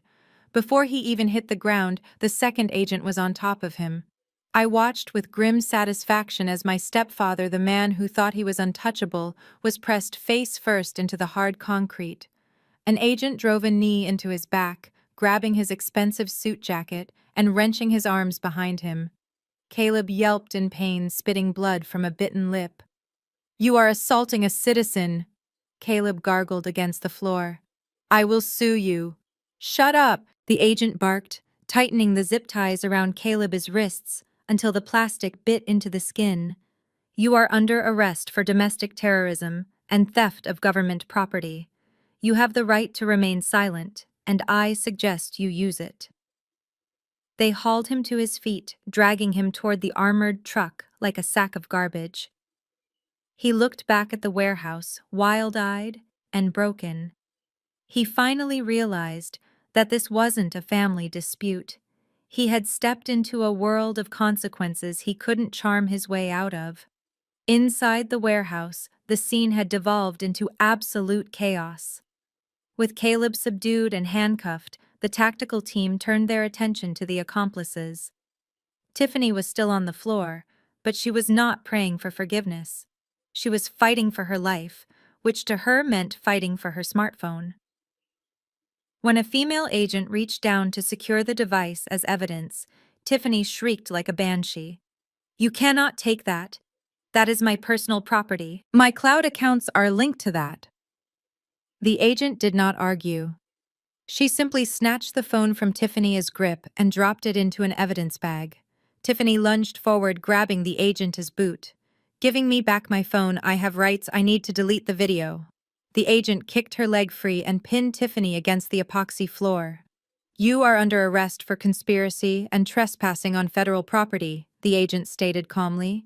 "And anything on that phone is now property of the United States government." Tiffany collapsed into a heap of sobbing, hysterical mess, her mascara smearing across her face as the zip ties were cinched tight around her wrists. She wasn't crying because she was going to jail. She was crying because she realized the video she just recorded was going to be the primary evidence used to convict her. A few feet away, my brother Darius had completely disintegrated. The tough guy act was gone. The entitlement was gone. All that was left was a terrified boy looking for a scapegoat. As they pulled him to his feet, he started screaming, pointing his chin toward Caleb. "It was him. It was all him." Darius wailed, snot running down his face. "I didn't want to come here. He forced me. He told me it was abandoned. I am innocent. Look at me. I am just a victim here." Caleb, who was being dragged toward the door, spat blood on the floor and glared at Darius. "Shut up, you coward," he hissed. But the most painful part of the night was yet to come. I switched my monitor view back to the external camera. The rain was still pouring down on the dark street where my mother sat in the truck. She had locked the doors, staring straight ahead, hands gripping the wheel so hard her knuckles were white. She thought that if she stayed inside the vehicle, she was invisible. She thought the metal and glass would protect her from the consequences of her choices. She was wrong. Two agents approached the truck, weapons drawn but lowered. Exit the vehicle, one of them shouted, tapping on the glass with the barrel of his rifle. Step out with your hands up. My mother didn't move. She just shook her head, muttering something I couldn't hear. The agent didn't ask twice. He used a window breaker tool to shatter the driver's side glass. My mother screamed as the safety glass rained down on her lap. The door was wrenched open and she was pulled out into the cold rain. I am his mother, she yelled, struggling as they spun her around. I didn't go inside, I was just waiting. I didn't do anything. You were the lookout for a felony in progress, ma'am, the agent said, snapping the handcuffs onto her wrists. That makes you an accessory. I watched as they marched her toward the flashing lights of the cruiser. Her hair was wet, her clothes were soaked, and her dignity was gone. She looked small and frail, flanked by heavily armed men. For a second, I felt a pang of guilt. But then I remembered the phone call where she told the colonel I was abusing her. I remembered how she watched them cut the lock. She had driven the getaway car. Now she was going to take the ride. Federal interrogation rooms are designed to strip away hope. There are no windows, the air is stale, and the furniture is bolted to the floor. It is a vacuum where lies go to die. I was not allowed to be present during the questioning, as I was technically the victim and a witness, but I was later given access to the transcripts and case files. Reading them was like watching a house of cards collapse in slow motion. The FBI separated them immediately, placing them in 4 identical gray rooms. This is standard procedure to prevent them from getting their stories straight.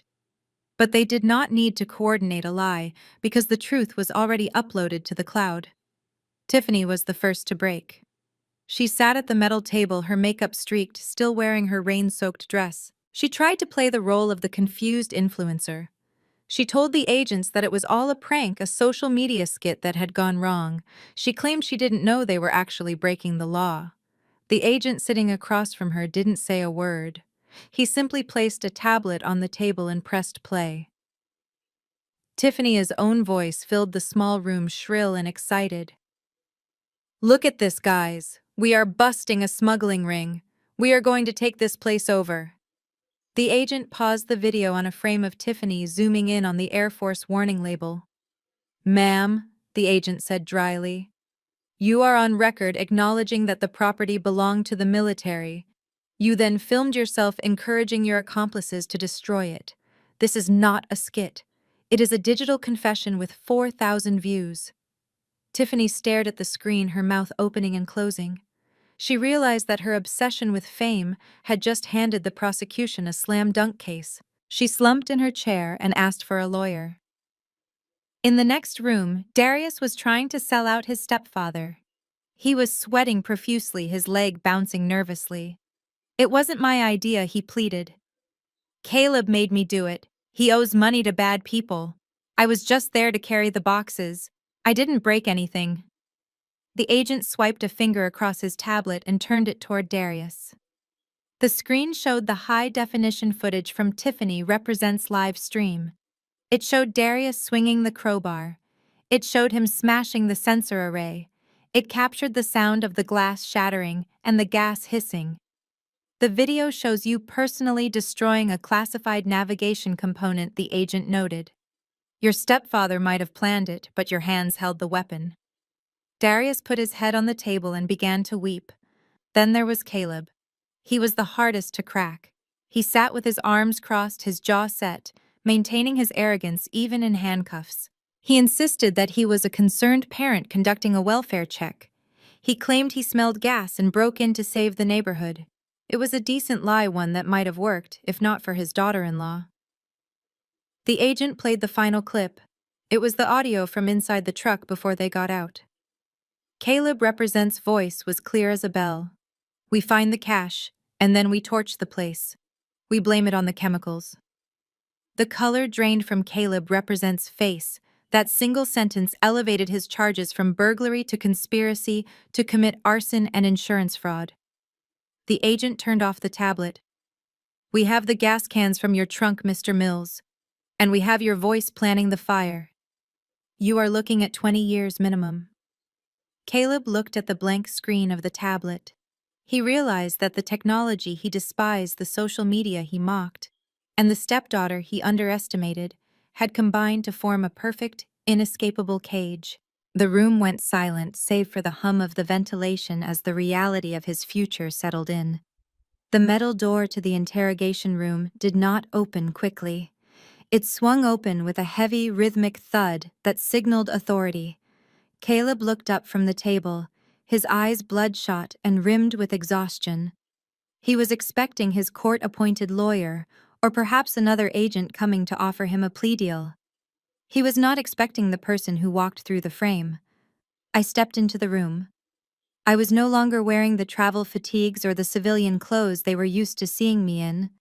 I was dressed in my full-service dress blue uniform. My jacket was tailored perfectly, the silver braid on my sleeves catching the harsh fluorescent light.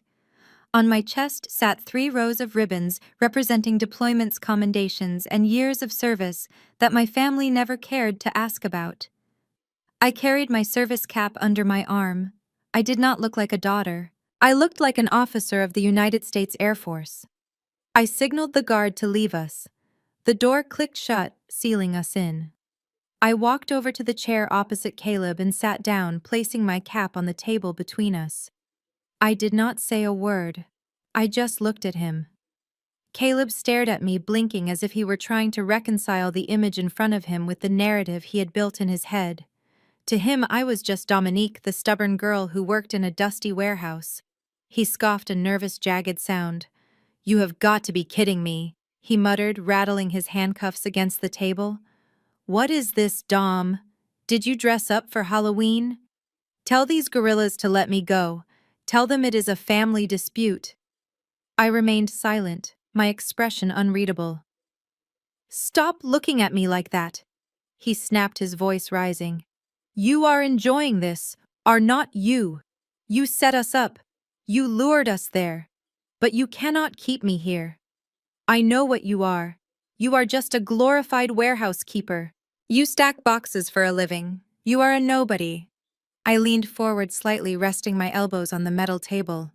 The air in the room shifted. "That is where you are wrong, Caleb," I said softly. "And that mistake is going to cost you the rest of your life." He frowned, confusion clouding his arrogance. "You think I just rent space?" I asked. "You think I just manage inventory? That warehouse is not a storage unit. It is a classified transit node." I pointed to the ribbons on my chest. "I am not just a logistics officer. I am a Tier 1 defense contractor with top-secret clearance. My company, the one Dad started and I expanded, is the primary civilian link for the Department of Defense in the Midwest. We handle guidance systems, avionics, and prototype weaponry that cannot be shipped through commercial channels." Caleb's mouth opened slightly, but no words came out. "When you cut that lock," I continued, my voice hardening, "you did not break into a private business. You breached a facility operating under the protection of the Pentagon. That equipment you destroyed wasn't insured by Geico, Caleb. It was property of the United States government." Caleb slumped back in his chair, the blood draining from his face. He looked at my uniform, really looked at it for the first time, and he realized he had been fighting a war against a general while thinking he was bullying a child. "You are not a victim of a family feud," I said, standing up and picking up my cap. "You are an enemy combatant who attacked a military supply line, and you are going to be treated like one." I turned to leave. Caleb lunged forward as far as the chains would allow. "Dom, wait. We can fix this. I am your father." I did not look back. I knocked on the door for the guard. "You are nothing to me," I said as the door opened. "Just an inmate with a number." I walked out into the hallway, leaving him alone with the silence and the crushing weight of the truth. He had gambled everything on me being weak. He found out too late that I was the strongest thing he had ever met. I left Caleb alone in his cell, drowning in the realization of his new reality, and walked down the sterile hallway to the next interrogation room. This was the door I had been dreading. Confronting a criminal is part of the job. Confronting the mother who raised you only to realize she has become a stranger is a torture no training manual prepares you for. I signaled the guard to open the door. My mother was sitting at the table, her hands cuffed to the steel bar in the center. She looked small, frail, and utterly defeated. Her hair was a mess from the rain, and her eyes were swollen. When she saw me enter in my full dress uniform, she did not look proud. She looked betrayed. "You," she spat out, her voice trembling with misplaced anger. "How could you do this to us? How could you call the police on your own family? Caleb is a good man. He was trying to save us from your greed." I did not sit down. I stood over her, feeling a cold detachment that scared me more than her anger. I reached into my leather portfolio and pulled out a thick file folder. It landed on the metal table with a heavy slap that made her jump. "He is not a good man, Mom," I said quietly. "And his name is not Caleb." She stared at the folder, afraid to touch it. "What are you talking about?" "Of course his name is Caleb. He is an investor. He is wealthy." I flipped the folder open. Attached to the front page was a series of mugshots. They showed the same man, but in each one he looked slightly different. A mustache in one, dyed hair in another. But the eyes were the same. The cold, predatory eyes of a wolf in sheep's clothing. His name is Robert Vance. I read from the report, keeping my tone clinical. He is a career confidence man currently wanted in Florida, Ohio, and Texas. My mother shook her head violently, squeezing her eyes shut. "No, that is a lie. That is not him." "It is him," I continued, relentless. "He targets recently widowed women with assets.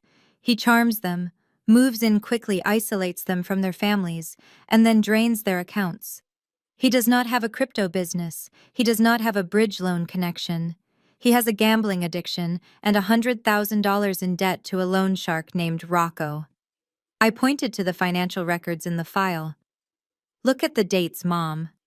He did not spend his money on your arthritis treatment. He spent your retirement fund on online blackjack and luxury car rentals to keep up the charade. He was not trying to help you get a house. He was trying to get his hands on the warehouse deed so he could leverage it to pay off his hitmen." My mother looked down at the papers. She saw the aliases. She saw the police reports detailing the women he had left destitute before coming to Illinois.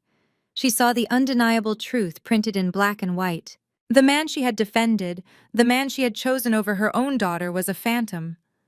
A sound escaped her throat, a low guttural wail of pure anguish.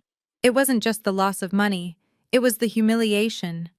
She realized that every kind word, every romantic gesture, every promise of a better life had been a calculated lie designed to empty her purse. She had thrown away her husband's legacy and her daughter's love for a criminal who saw her as nothing more than an ATM. I watched her crumble. She put her head on the table, sobbing so hard her shoulders shook the handcuffs. I wanted to reach out. I wanted to comfort her. But I couldn't. She had made her choice when she sat in that truck and watched them cut the lock. I closed the folder and turned away. The truth had set her free from his lies, but it had imprisoned her in a cage of her own making. The morning after the raid, the adrenaline had faded, leaving behind the cold gray reality of the federal justice system. My family was moved from the holding cells to a conference room at the Everett McKinley Dirksen United States Courthouse. They were not sitting together as a united front anymore. They were separated by guards handcuffed to the table, looking like ghosts of the people they used to be. I stood in the back of the room, arms crossed, watching as their court-appointed federal defender Mr. Clark walked in. He did not carry a briefcase full of hope. He carried a single thin file that contained the end of their lives. He tossed it onto the table and looked at them with the exhausted expression of a man who knew there was no winning this battle. "You need to understand the gravity of your situation." Mr. Clark began, his voice flat and devoid of sympathy. "This is not a state matter. You are not going to get community service and probation. We are in federal territory now, and the statutes you violated are severe." He pointed to a document in the file. "You have been charged under Title 18 of the United States Code, specifically Section 1361 willful depredation against property of the United States and Section 2155 destruction of national defense materials. Tiffany shifted in her seat, the chains rattling. But we didn't mean to destroy defense materials, she whimpered. We just wanted the money. It was an accident. Intent does not matter when the damage is this catastrophic. Clark cut her off sharply. You filmed yourself breaking in. You filmed the destruction. The prosecutor has the video. The jury will see you laughing as you broke into a facility housing critical aerospace components. He turned a page. Let us talk about restitution. The item you destroyed, the laser gyroscope assembly, has a replacement cost of $1.2 million. Added to the damage to the facility doors, the security systems, and the cost of the hazardous material cleanup team for the nitrogen leak, the total restitution demanded by the Department of Justice is $1.5 million. Darius gasped, his face turning an ashy gray. 1.5 million. We do not have that kind of money. We are bankrupt. Then the government will garnish every penny you earn for the rest of your lives, Clark said simply. But the money is the least of your problems. The sentencing guidelines for crimes of this magnitude involving national security assets are mandatory. There is no parole in the federal system. You serve 85% of your time. He looked at Caleb, then at Darius, and finally at Tiffany. Based on the evidence, the prosecutor is seeking a sentence of 10 to 15 years for each of you. The room went deathly silent. 10 to 15 years. My mother let out a low moan, putting her head on the table. Tiffany looked like she had been slapped. The life she knew, the brunches, the shopping trips, the social media following was gone. It was replaced by a concrete cell and a prison uniform. And what about me? My mother asked, her voice barely a whisper. I stayed in the car. You were the getaway driver for a federal felony, Mrs. Mills Clark replied, not softening the blow. That makes you an accessory before and after the fact. The prosecutor might offer you a deal if you testify against Robert, or Caleb as you call him, but you are still looking at minimum prison time. Likely 3 to 5 years. I watched them digest this. They had come to the warehouse looking for easy money. They thought they were entitled to my father represents legacy. Instead, they had purchased a debt they could never pay and a sentence that would steal the best years of their lives. The greed that had driven them had finally driven them off a cliff. And there was no one left to save them. I was granted one final visitation with my mother before the arraignment. We sat on opposite sides of a thick plexiglass barrier in the county detention center. The woman who looked back at me was unrecognizable. The polished, critical matriarch who had presided over family dinners with an iron fist was gone. In her place sat a trembling, gray-haired woman in an oversized orange jumpsuit, stripping away every ounce of her dignity. She picked up the receiver with shaking hands. Her eyes were red and swollen, filled with a desperation that was painful to watch. Dominique, she choked out, her voice tinny through the phone line. You have to stop this, please. You have to tell them to let us go. I sat stoically, my hands folded on the metal ledge. I did not pick up the phone immediately. I just watched her unravel. I am an old woman, she sobbed, leaning her forehead against the glass. I cannot survive in prison. My arthritis, my heart, it will kill me. And Darius, he is just a boy. He made a mistake. We were all tricked by him. Robert, Caleb, whatever his name is. He brainwashed us. You know I would never hurt you. She looked up, her eyes pleading. Just tell the judge you made a mistake. Tell them you gave us permission to be there. Tell them you want to drop the charges. If you withdraw the complaint, this all goes away. We can be a family again. We can start over. I finally lifted the receiver to my ear. I took a breath, steeling myself against the maternal guilt she was trying to weaponize one last time. Mom, listen to me very carefully, I said, my voice steady and low. You are not listening to the lawyer. You think this is a dispute between you and me. You think this is like when Darius wrecked the car and we paid the neighbor to keep the police out of it? I leaned closer to the glass. This is not a civil suit. I am not the plaintiff. I am just a witness. The plaintiff is the United States of America. Her face went slack. What, you broke into the Department of Defense contract facility, I explained, breaking it down like I would for a fresh recruit. You destroyed classified hardware. The moment that alarm tripped, the investigation was taken out of my hands. The FBI and the Pentagon are pressing these charges. Not me. I cannot just call the judge and say, never mind, I continued.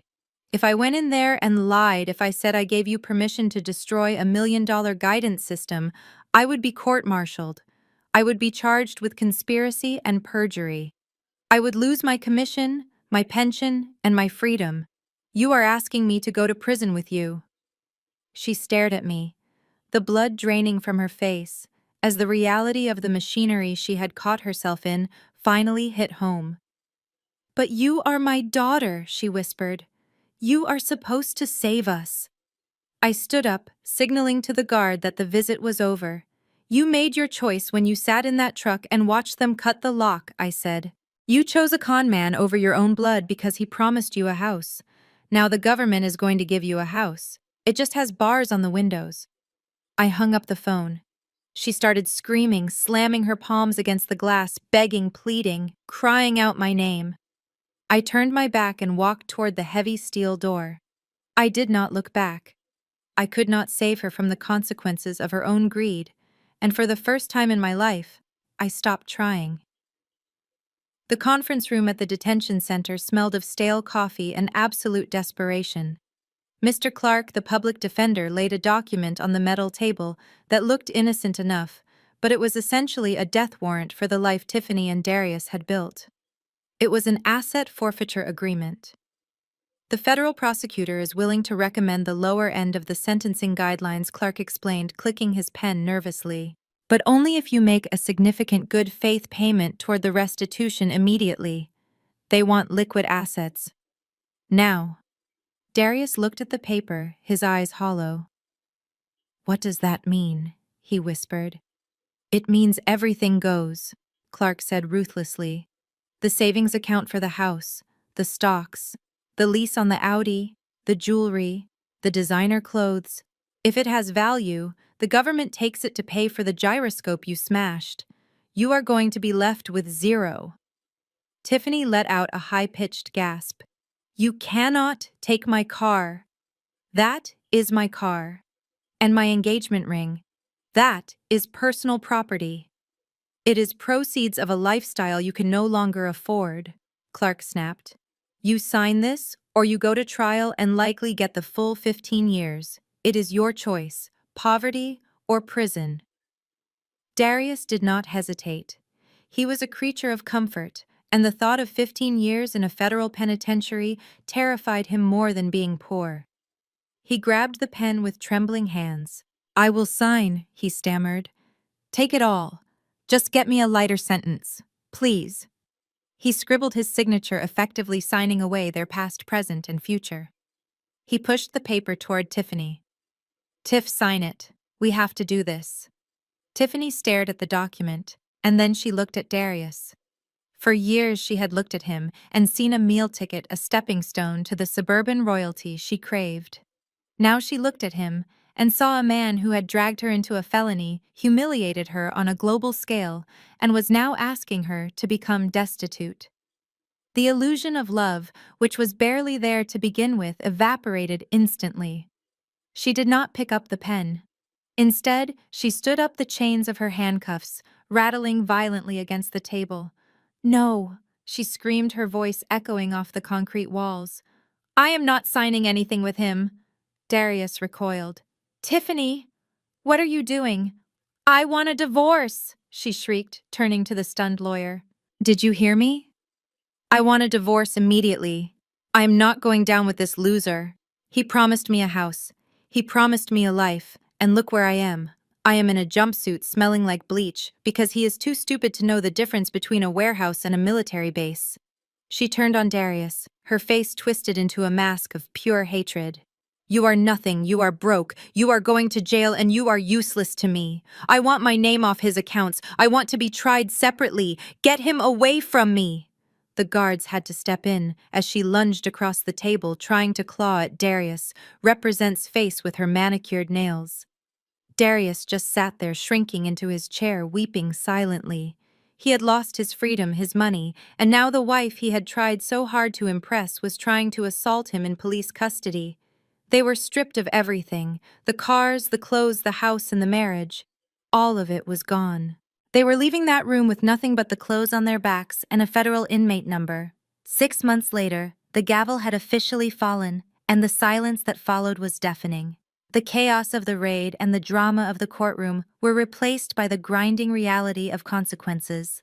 Justice, I learned, is not always a swift strike. Sometimes it is a slow, crushing weight. Caleb, or rather Robert Vance, was the first to face his fate.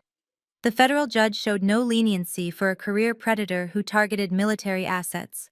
He was sentenced to 12 years in a federal penitentiary with no possibility of parole for at least 10. The suit was gone, replaced by a beige uniform that washed out his fake tan. He was now just inmate number 8940, a man who had traded his freedom for a gamble he was never going to win. Darius managed to avoid a long prison sentence by testifying against Caleb, but his punishment was perhaps even more fitting for a man who thought he was too good to work. The court ordered him to pay massive monthly restitution fees to the Department of Defense. To make those payments, my brother, who once mocked my uniform as thuggish, took a job as a sanitation worker for the city.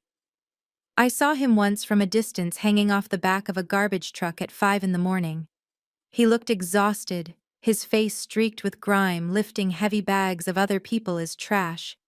Every paycheck he earned was immediately garnished, leaving him with just enough to rent a basement room and eat instant noodles.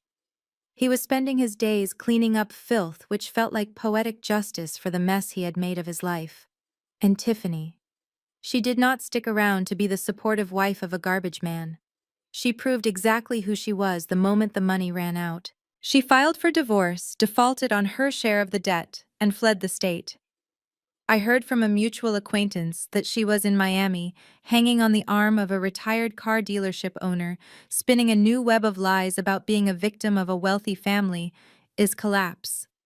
She had learned nothing, but she was no longer my problem. The quietest tragedy, however, was my mother. The government seized the family home to cover the legal fees and damages. She was evicted from the house where she raised us, the house she had betrayed me to keep. She ended up in a subsidized one-bedroom apartment in a rough part of town, miles away from her garden and her bridge club. I was sitting in my office at the base reviewing shipping manifests when my personal phone buzzed on the desk. I looked down at the screen. The caller ID read Mom. It rang once, twice, 3 times. I imagined her sitting in that cramped apartment, staring at a blank wall, realizing that Caleb was gone. The money was gone, and the daughter she sacrificed was the only stability she had left. She was calling to apologize. She was calling to beg. She was calling because the silence of her own making was too loud to bear. I did not reach for the phone. I did not feel anger anymore, but I did not feel obligation either. That cord had been cut the night she sat in the truck. I pressed the side button, silencing the call, and then I opened the settings menu. I scrolled down to her number and selected block caller. The phone stopped buzzing. I took a deep breath, picked up my pen, and went back to work. The war was over, and for the first time in my life, I was finally at peace. Here's the script for segment 34, written in English, strictly adhering to your formatting and content requirements for AI voiceover. The morning sun hit the corrugated steel of Warehouse 17, but it no longer looked like the gray, imposing fortress that had trapped my family in their own greed. It gleamed with fresh white paint and the vibrant blue logo of Carter Logistics. The scars of the raid, the broken sensors, and the damaged doors had all been erased. In their place stood a facility that was not just restored, but evolved. I stood on the loading dock, the very spot where Darius had struggled with the bolt cutters in the rain. Today, the sky was a piercing, limitless blue. Standing across from me was not a federal agent or a desperate relative, but a three-star general from the Defense Logistics Agency. He handed me a digital tablet displaying a contract that would have made my father's heart burst with pride. "This expands your jurisdiction to the entire tri-state area," Lieutenant the General said, shaking my hand. "We need operators we can trust. And after what you did to protect the integrity of the supply chain, we know this facility is ironclad." I signed the screen. With that digital signature, I didn't just secure a business deal. I secured a legacy. We were doubling our square footage. We were hiring 50 new veterans to run the floor. The warehouse wasn't just surviving, it was thriving. I turned to the man standing quietly in the shadow of the doorway. Mr. Henderson was wearing a new suit, looking uncomfortable but dignified. He had been the gatekeeper for 20 years, the invisible man my mother and Caleb had walked past without a second glance. "Mr. Henderson," I said, walking over to him, "I am going to be deploying to Germany for real this time. I cannot run this floor from overseas." He looked at me confused. "Who is going to run it then, Dom?" "You are," I said, handing him a heavy set of magnetic keycards. "You are the new facility manager. Full benefits, double the salary, and a reserved parking spot." His eyes welled up. He looked at the keys, then at me. "Dom, I am just a security guard." "No," I corrected him. "You are the man who stood by me when my own blood turned against me. You are the man who protected this house. That makes you the most qualified person I know." He took the keys, his hands shaking, and for the first time, he stood a little taller. I watched him turn to the crew, barking out orders with a new authority, a smile playing on his lips. The workers cheered for him, clapping him on the back. There was laughter on the loading dock. There was music playing from a radio. There was the honest, rhythmic sound of hard work and mutual respect. I took a step back and looked at the scene. For the last 6 months, I had walked around with a hollow ache in my chest, mourning the loss of the people I shared DNA with. I thought I had been orphaned by their betrayal. I thought I was alone in this world. But as I watched Mr. Henderson laugh with the new recruits, as I saw the general nod in approval, and as I felt the solid ground of my father represents legacy beneath my boots, the ache vanished. I realized I hadn't lost a family. I had simply pruned the dead branches so the tree could live. I looked at the bustling warehouse one last time before heading to my car. I had found my people. They were not defined by birth certificates or shared last names. They were defined by honor, by loyalty, and by the choice to show up when it mattered. I smiled, put on my sunglasses, and walked away. I finally had a family that would never let me down. The most profound lesson from Dominique's journey is that family is defined by loyalty and respect, not merely by shared DNA. We are often raised to believe that we must endure anything for the sake of blood relations, but this story illustrates the danger of that mindset. Caleb, Darius, and Tiffany were driven by a toxic sense of entitlement, believing that Dominique's hard-earned success was a communal resource for them to exploit. Their greed blinded them to the reality that trust is a currency far more valuable than money. Dominique's victory teaches us that setting boundaries is not an act of malice, it is an act of self-preservation. By refusing to enable their destructive behavior, she didn't just protect her father's legacy, she protected her own dignity. The narrative serves as a stark reminder that we are not obligated to set ourselves on fire just to keep others warm, especially when those people are the ones holding the matches. True family are the people who stand beside you in the trenches, not the ones who wait at the finish line to take the trophy. What about you? Have you ever had to make the difficult choice to cut ties with a toxic family member to protect your peace? Tell me your story in the comments below.